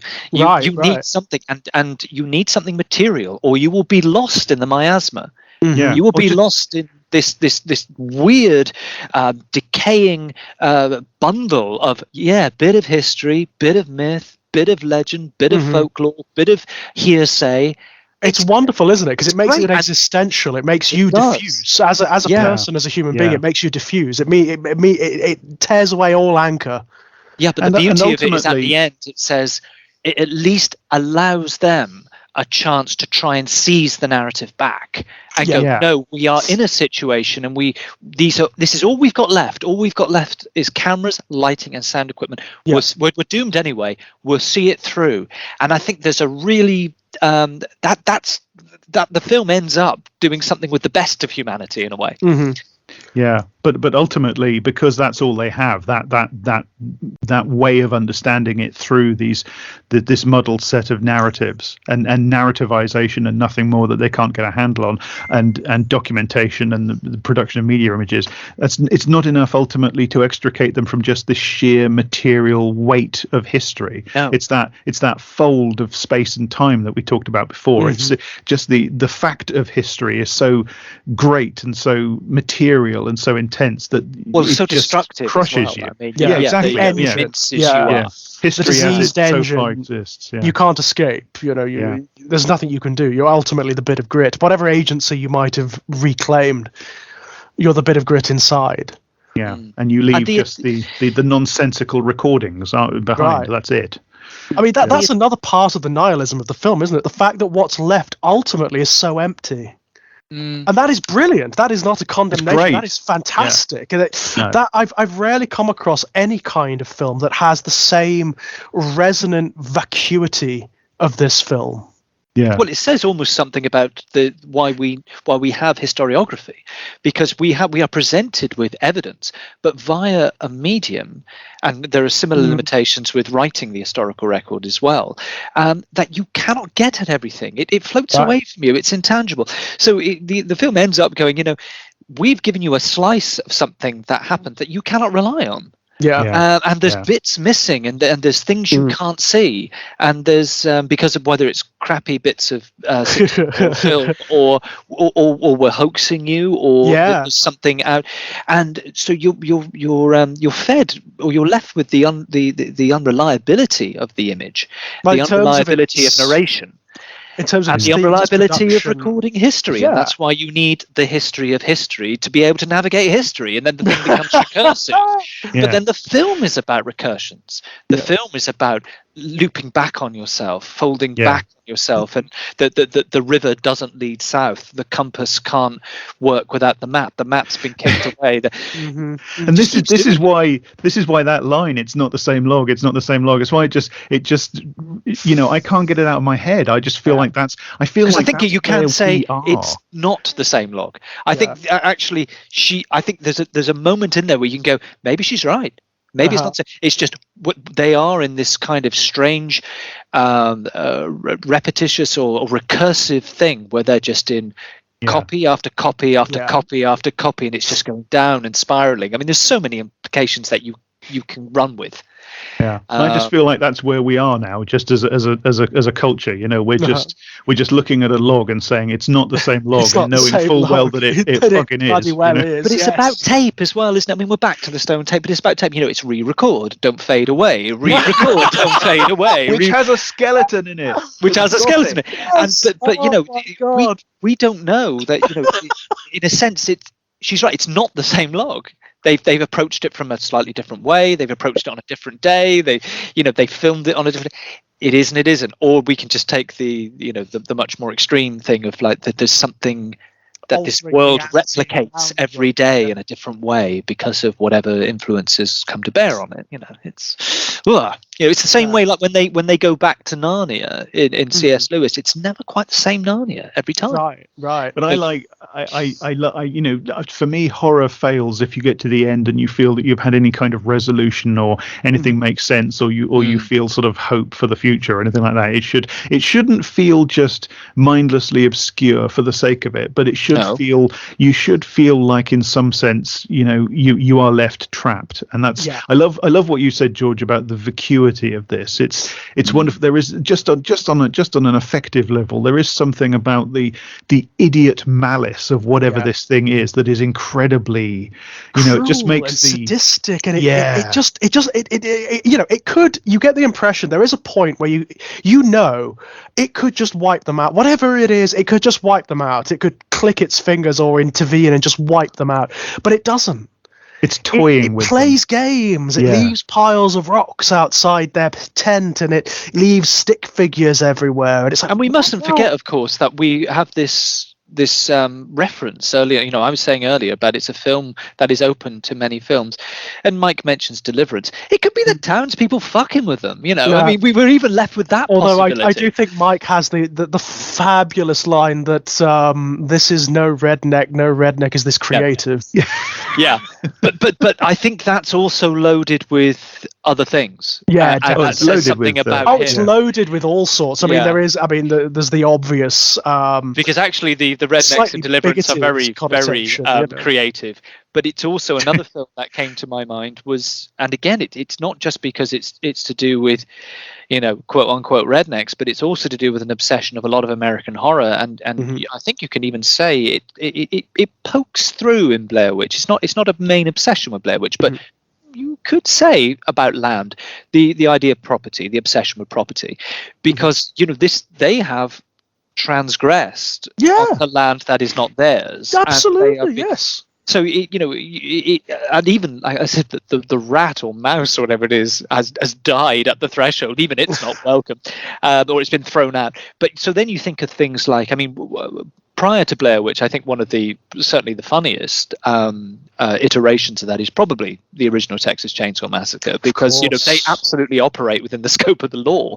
They are invaded by these people on their home, and we know how important property and home and house is enshrined in American law. Absolutely, they throw the invaders off. Or stand your ground.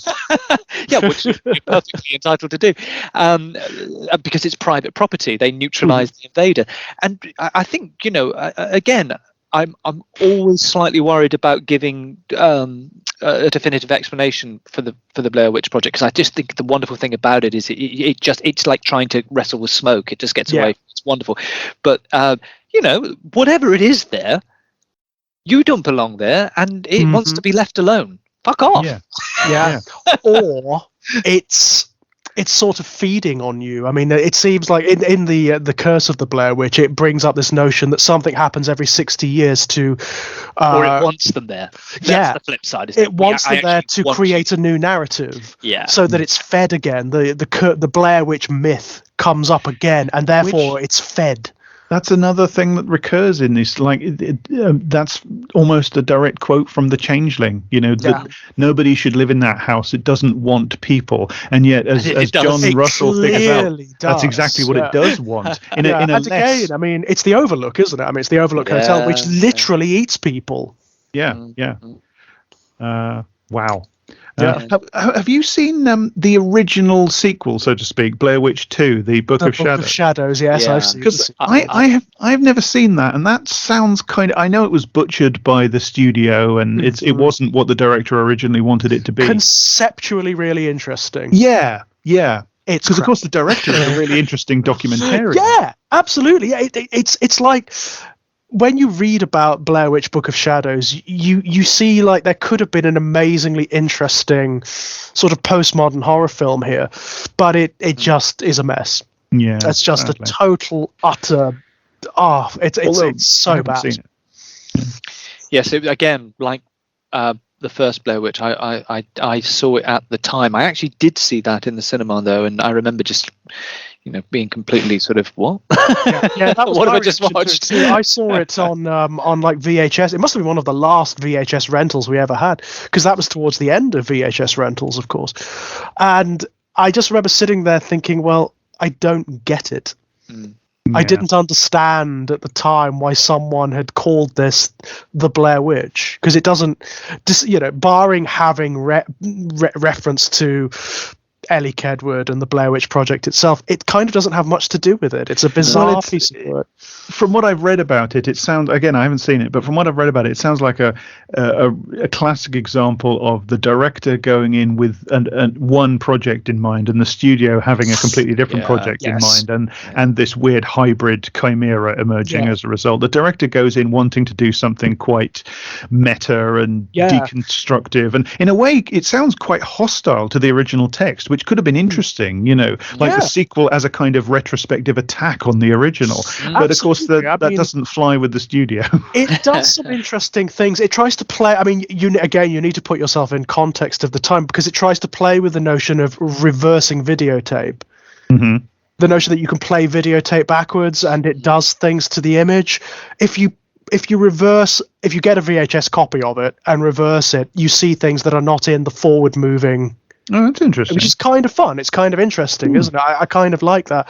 It just doesn't do enough with it. Isn't it funny how that idea has permeated so much of popular culture? I mean, I'm thinking of the idea. If you played old Rolling Stones records, or Station to Station backwards, David Bowie's Station to Station played backwards.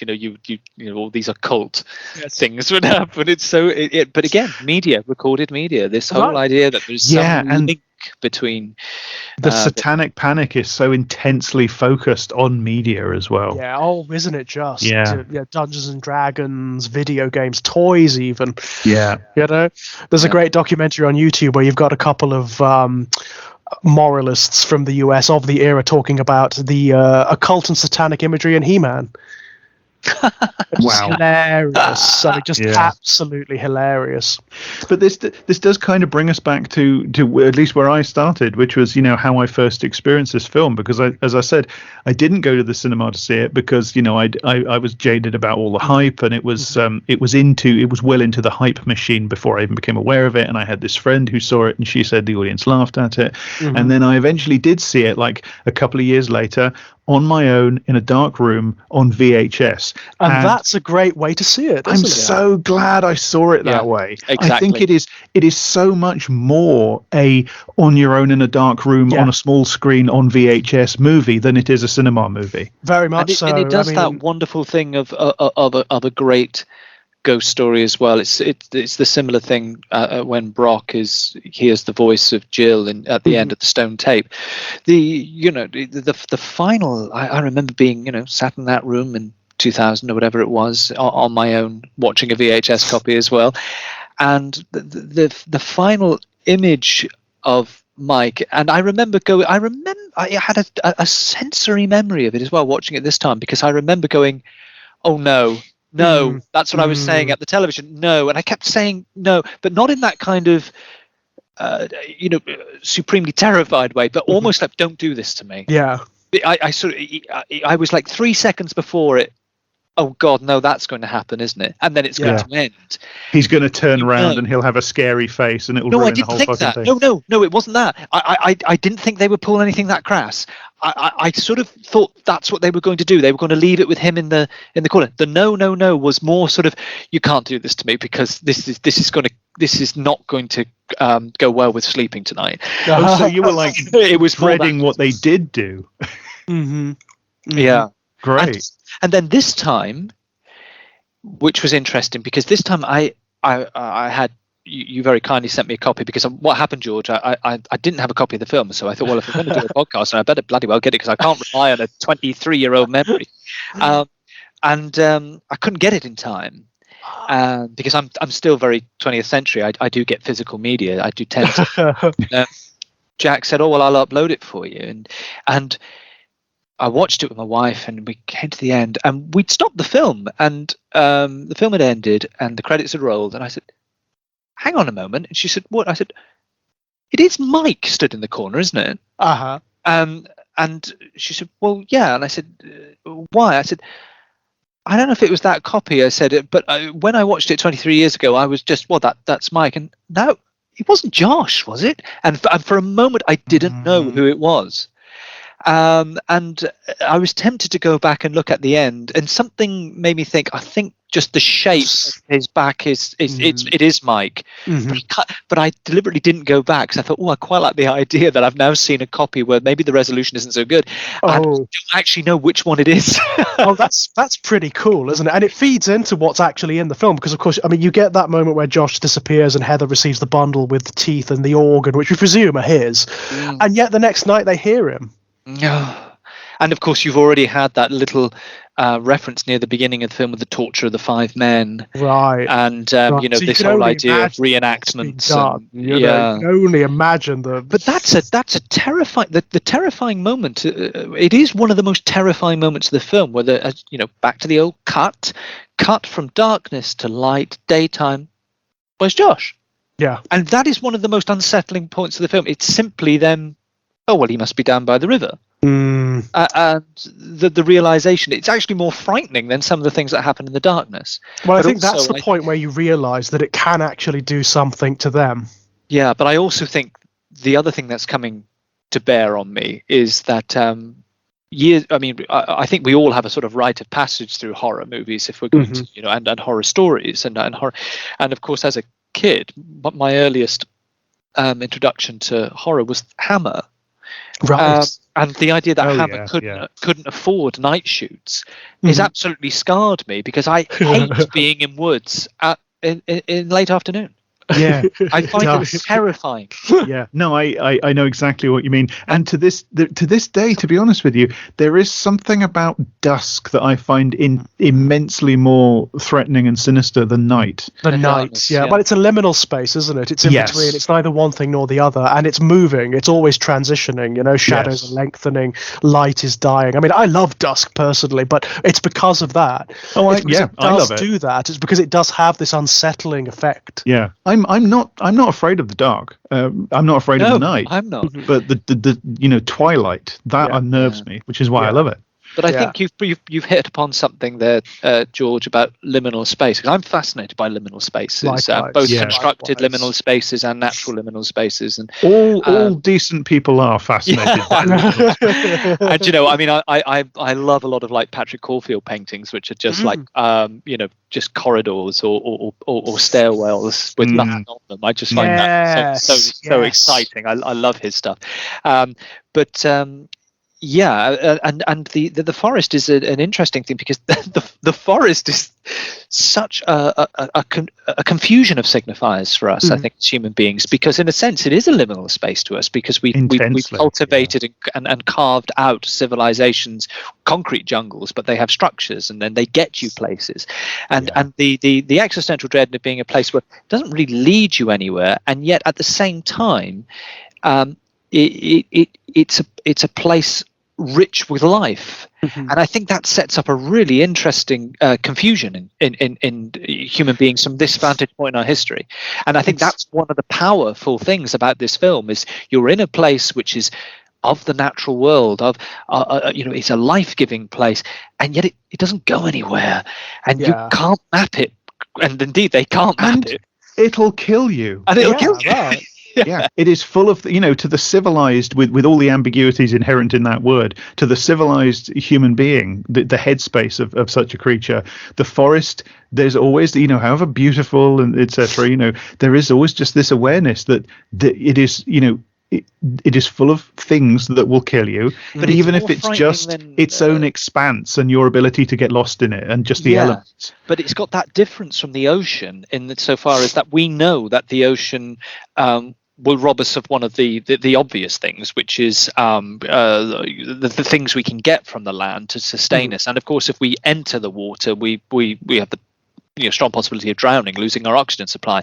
But the forest has got all the things that we can have to survive. We should be fine, we can but eat we're the not. berries off or certain ones, and yet we still. It is death that we can't see. It is certain death in the mid. You know what it makes me think? Oh, it makes me think of that Lovecraft story, and it might be the most frightening of all his stories to me, where the man gets lost in an invisible maze. That story is the first time I read that made me anxious to the point of almost having panic attacks. Yeah.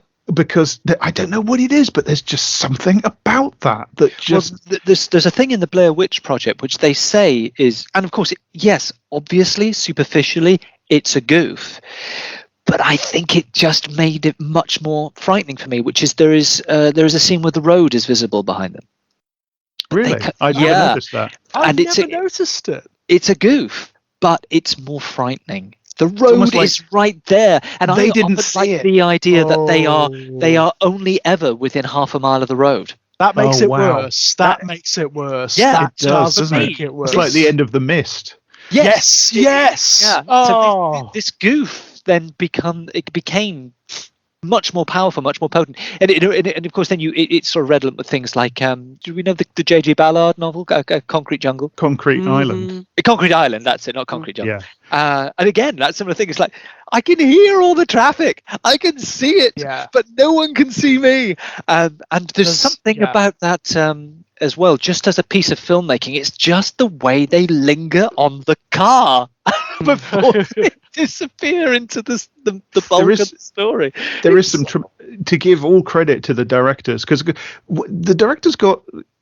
This is one of those films that nobody involved got enough credit, because the actors got told, "Oh, you were just being yourselves," which is bollocks. Yeah, and the directors were told, "You didn't do any directing," because the actors filmed it all.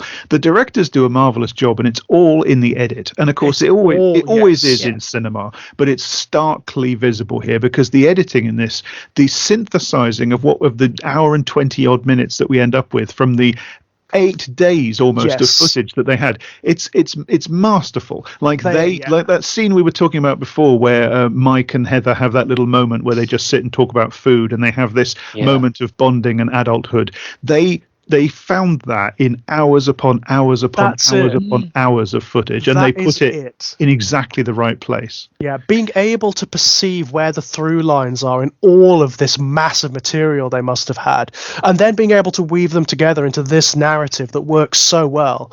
Yeah, and improv is the power of improv as well, because I mean, when I went to drama school, and my drama school was underpinned by a very sort of classical methodology. It was about text, it was about script. It basically ran on, if you can do Shakespeare, and you can do Chekhov, and you can do Ibsen and one or two others, you're covered. But we also had a few teachers. It wasn't Strasbourg. It wasn't interested in method acting. It was classical training. But of course, we had a few teachers who they wanted to subvert the what it was, and we had an entire day once which one of our teachers said, look, we're going to do a completely immersive improv, and it's going to last the entire day. And he said, I'm going to put it in a world you understand from your other studies. So you are going to be fairies from A Midsummer Night's Dream. Okay. And there is no part of the school was emptied of the other year groups. They were taught off campus that day in other places, and a lot of the staff were taken away, and so you have the entire day, and it's in a total immersion. And we do ask, you've got to commit to this, because this is what you want to be with your lives. You want to be actors, and we need you to wring the sponge of whatever you is and soak up whatever this character is, and there's about maybe 3.5, 4 hours where your technical brain is saying to you, I'm acting and I know what I'm doing. And you're actually contriving, you're pushing it, you're overdoing it, or you're trying to edit not overdoing it, and you're trying things on, and you're trying to be clever, and you're trying to be tricksy, and you're trying to be showy, and then you get tired, rather like these guys did. And then in about hour 4, we all just ended up wherever there was. We didn't use much language. It was all very bit. But we sort of compared notes with other year groups, and it was really, really fascinating, because the year group I was in was unusually very harmonious. We got on really well. In fact, we got on to such an extent that our teachers used to try and create conflict between us because that's right, that we were going to have this process of being trained as actors for 3 years and get on. How dare we? But we compared notes. We sort of caught up with some of the guys from the year group above us. And they looking very smug and self-satisfied, going, "Oh, you did the thing today, did you? Did you do the?" And it's like, "Yeah." How did you get on? So we sort of said about it. Their story was fascinating. There was a hell of a lot of sex that night in their group. Oh wow! People who had been absolutely vile to each other for most of like 2 terms suddenly had consensual sex with each other, and there were all these new boundaries set. I mean, ours was weak by comparison, weak sauce. Wow! But watching this again, I thought, yeah. And I feel really saddened for them that their acting was scorned in such a sense of, well, you're only playing yourself, because very interesting things happen to actors if they are forced into a situation where they have to improvise for so long that they eventually do drop all their tricks, they drop all their contrivances, and it is a very odd place where you end up. It's nothing mystical about it, there's nothing sort of terribly thespianic about it. It's just you're human beings and you're tired, but you've given a set of circumstances which you shouldn't move out of, and it's really odd where you end up. You have to sort of take the journey back to finding yourself a bit. It's very strange. The other year groups end up in wild places. Wow. So just transposing that onto these guys out in the woods, like not having bathed, being just being hungry. And we only had a day tired. of it. We only had a day of it. Wow. They were out there in the bloody woods for a week. More than a week. Jesus. Yeah. I mean, I can't even. With dwindling food being left for them by the crew and shit like this. Yeah, being disturbed. I'm of their generation, and I know what I'm like. It's like after a couple of days, I'd be like, I don't like the feeling of my hair being unwashed. I'd probably get so bloody tired I get a cold sore, which would piss me off. You just the cold. I mean, just no. I mean, they do dwell on the thing of, and I think it's a good move where it's a very good film in terms of the sensuous, in the sense of when she gets her feet wet. They really talk about that, and then you are left with it, and you're like, oh god, you get the discomforts by proxy.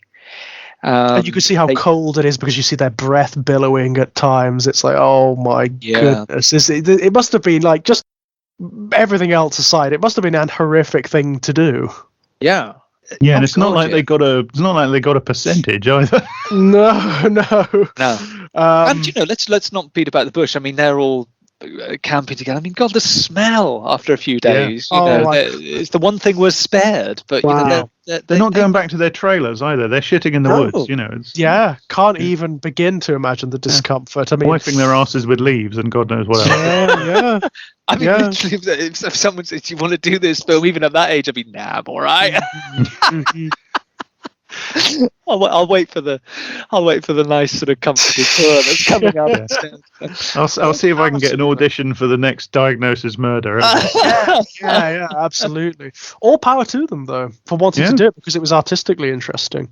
I know. I did read somewhere that Heather Donahue, who has been the most successful as an actor since, and that she stayed in the industry, she did say, the next year was really hard, and one of the reasons was, should I now regret using my own name, even though it added to the verisimilitude of it. She said it was really hard to, and in a way maybe they should have taken a leaf out of Deodato's book, and mind you, they couldn't afford it. I mean, he could afford to pay off his actors for a year and say go away so I can make the suggestion that you were all killed by the then got into real hot water when the Italian the judiciary were like, yeah, okay. I mean, I know it's linking back, but I just find it so extraordinary that he had to, in an Italian court, recreate certain special effects.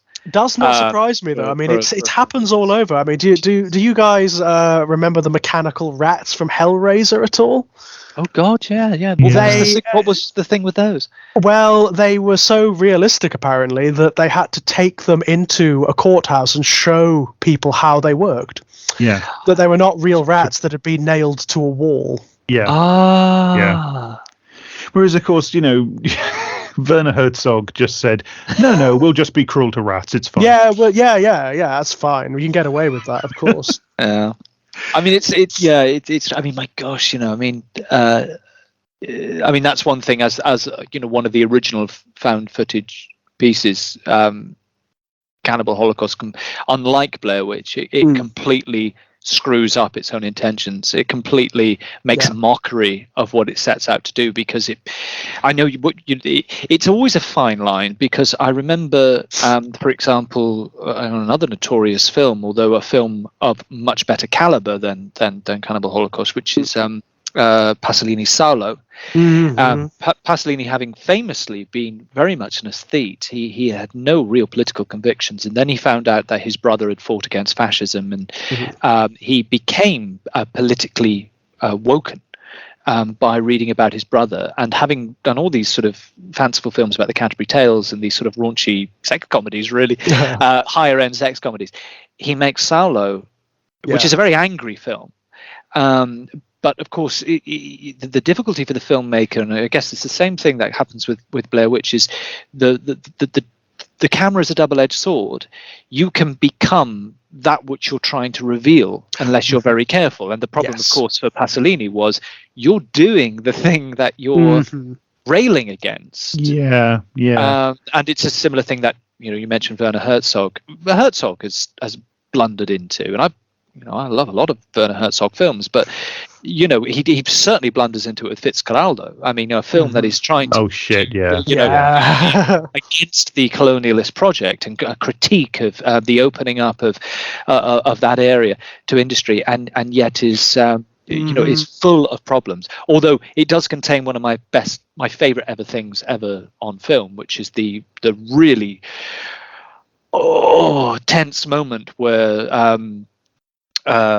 Karskinski as Fitzcarraldo is sat on the upper deck of the boat, surrounded by the tribes people, the indigenous people. That was a genuine standoff, because they were so fed up with him. It's a genuine act of intimidation on their part. Wow. And that's why Kinski looks so unusually shaken. It's because, and Herzog being Herzog, was, we shall roll the camera. It's classic, but it's a very unsettling scene to watch, because you realise you're watching a tinderbox. Yeah, right. Yeah.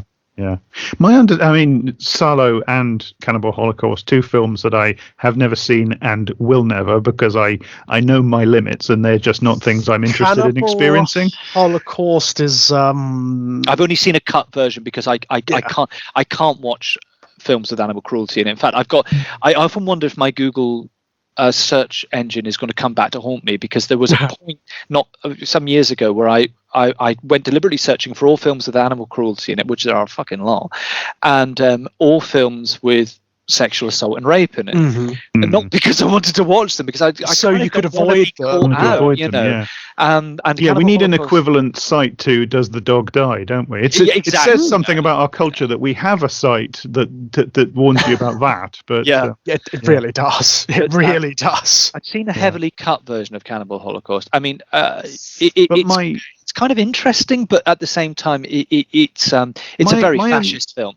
My understanding, sort of secondhand, of that movie is that its apparent aim is to be kind of a right-on pro-tribal people film that actually ends up depicting native peoples as about the most awful monsters imaginable. Is that right? Screws it up. Yeah. I mean, I do believe that's its intention, but my God, does it get it wrong? There's one really interesting thing about the film, and that pertains to its score.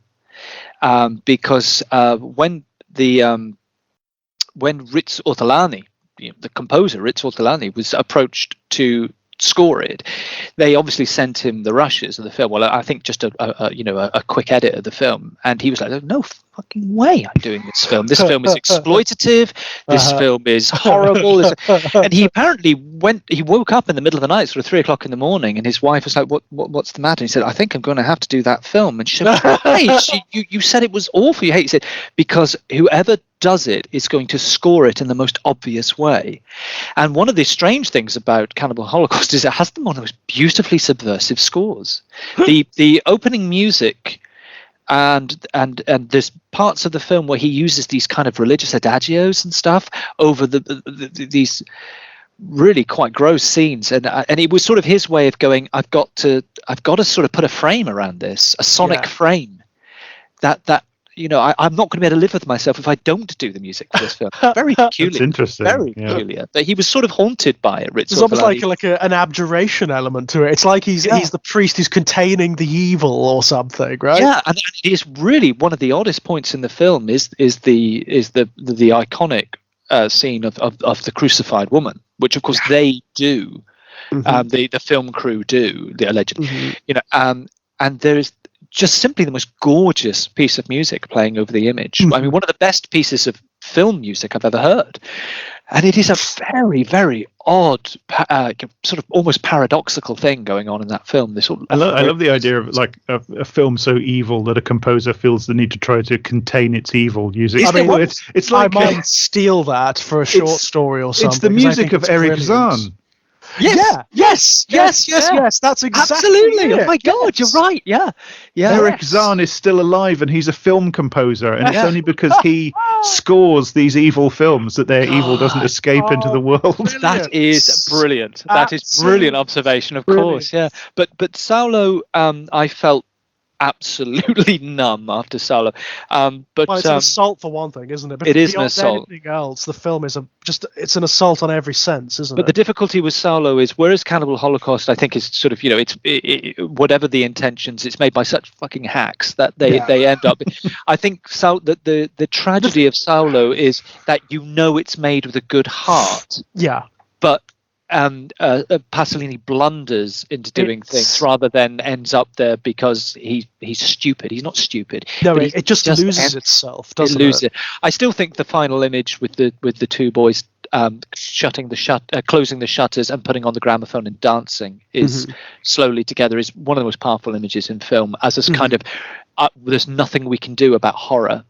There's nothing we can do about. There's two things in that film which I think give it its humanity. Really, that's one of them. That moment, and the other moment is the realization that the libertines the fascist bastards can control anything. They can control. They know they've got the endless abusable body. They can degrade people. They can control them. But the one thing they cannot take away from those people is their fear, and they hate the fact that they're afraid. Yeah. And then fear itself becomes a weapon in the hands of the victims. And I think that's very powerfully communicated. Yeah. But there's a lot wrong with the film, unfortunately. I don't know if I'd recommend it as a view. I don't think you need it in your life. I'm going to remain happy to experience it via other people's criticism. Yeah. It's not going there. I just will not. I don't blame you. And in some ways, it is the most... one of the most powerful and visceral anti-fascist films, but unfortunately it ends up doing that thing that we've talked about film in relation to Blair Witch, we've talked about tape in relation to the Stone tape and Ghostwatch. Film, this media has a terrible thing of implicating its user. Yeah. It's a strange old vortex it pushes out there. I mean, the clever work acknowledges that, of course, and does it deliberately. The unclever work doesn't. I wonder if it, in a sense, Saulo is almost a film that tells us there's a limitation to the kind of content or subject matter for film. That there is such a thing as an absolute that can't be breached. Where it almost stops becoming film if it does. Yeah, because you can't really do it. And yet it's important. It's important that these things are confronted, but they're very hard to confront in film.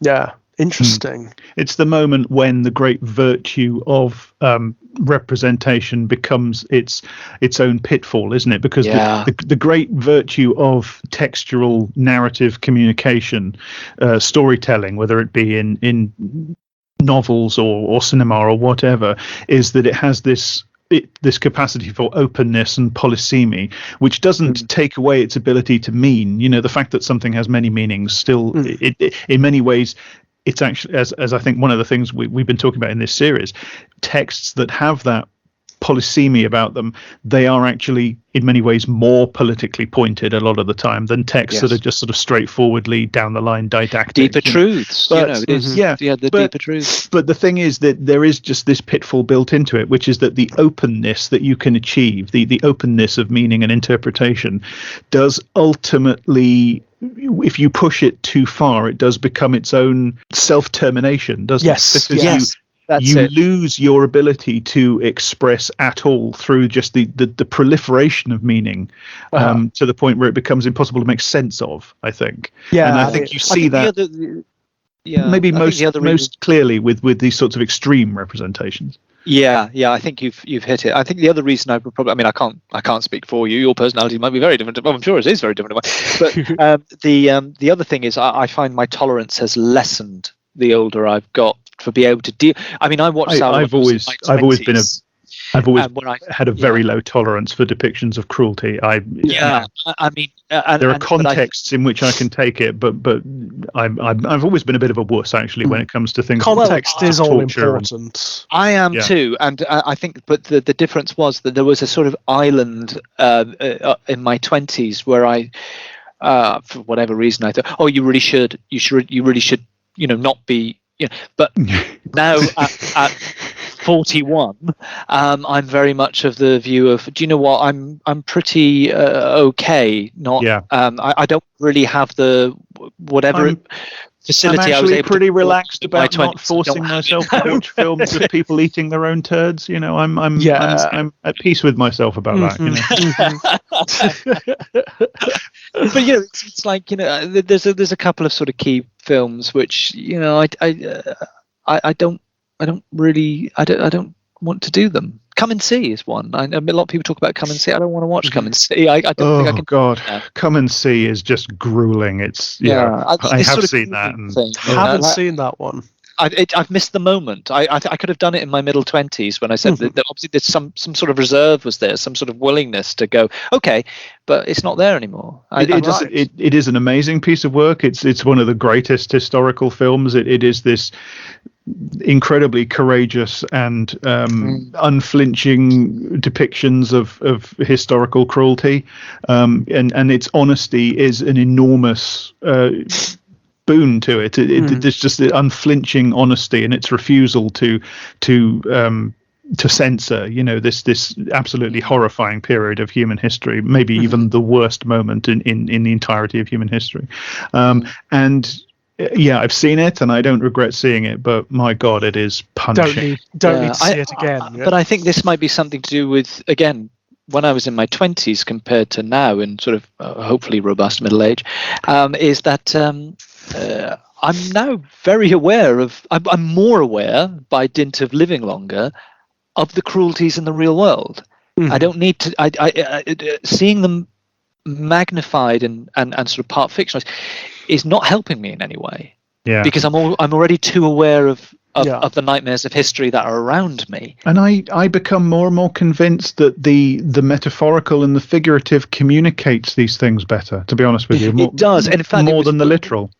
And one of the things that I was talking to my wife about, and we it was almost, I felt a bit silly saying it, but bless her, she did say, no, I know what you mean, because she's had, she's watched things with me, and and we were talking about picking up from some of the things we'd said in relation to the Stone Tape, I think, about the way this kind of genre, when it's good, when it's really good, it sort of probes at deeper truths. It's the truth beyond truth, really, and it's and because it's come up a couple of times about little bits of classic Doctor Who, and I said to her, of all the sort of serious adult television series and things, or dramas that I'd seen about the Second World War. Yeah.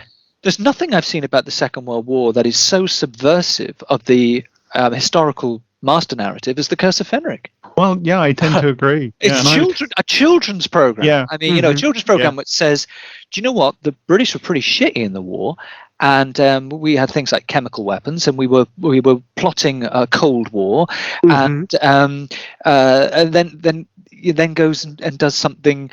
It says on the same breath, it presents Soviet characters in a positive light, and you're thinking this is a children's show, and it's being more subversive and truthy than these things that have set themselves up as And you think, do you know what? I this ramshackle old show. There's some parts of it I'm still glad I love. Yeah. As much as I'm not turned on by where it has been. Maybe 15 years. There's stuff in that, although I go, actually, there's no shame in loving some of that kids show, because you can say very similar stuff about the First World War with regards to the Troughton serial, The War Games, I would say. Totally. But then the interesting thing about that is that's at least the early sections are intensely influenced by Peter Watkins' The War Games. Stuff like which is in television terms. Very almost a found footage piece. Much in the line of the sort of things we've been talking about. Exactly. I mean, and a terribly unsettling and piece. A horror piece. A horror piece. Yeah, and of course, which would lead to things like Threads, which I became oddly obsessed with over the first lockdown. Yeah, they made us watch that at school. Well, they did the same to me last year. Something that you don't ever want to watch again. Primary school. Anyway, I think we should wind this up. Yes, because we stopped talking about Blair Witch, haven't we? We have quite some time ago, actually. So let's wind it up here. But this does lead us to a question, which is, assuming we want to come back and do some more, what are we doing next? I mean, there are certain things that suggest themselves as continuations. Right. Where do there's The Witch. That might be an interesting place to go. My God, yes. Or we could continue down the road of looking at sort of horror and media and look at The Ring, maybe in its different iterations. I don't know. Does anybody have any preferences or something else completely? Either of those I'm well up for. Up. I think might be one of the things that may be worth considering is that although this has been a rich vein, Changeling, Stone Tape, Ghostwatch and this, because of their connection to their media. I don't know whether you think that there might be obviously stick with the genre, but a point where we should dogleg into something which perhaps isn't so reliant on that vein of to stop us being. I think that's a good idea, simply because with the Blair Witch Project, we've almost reached the apotheosis. Well, that's something. This is where it all comes together. This is all those traditions that we've been talking about, all those influences. This is it, isn't it? Yeah. I know there was talk about Legion as well. Someone popped up about Legion. Up for Legion. And I wonder if a film like that might, don't for God's sake, don't let me railroad you. But I'm just thinking about. It can get us on another track if you know what I mean. Yeah, no, I think you're both right, actually. I feel like, as much as I'd love to talk about The Ring, I feel like we have kind of reached the end of that road, and the Blair Witch Project is still on that road, but it's a jumping off point onto a branch line, if you like. Yeah. The next stop on that branch line, to me, is very naturally The Witch. And I feel, interestingly enough, like Legion and a discussion of the Exorcist films more generally might be further down that road. So I suggest we look at The Witch next. Okay.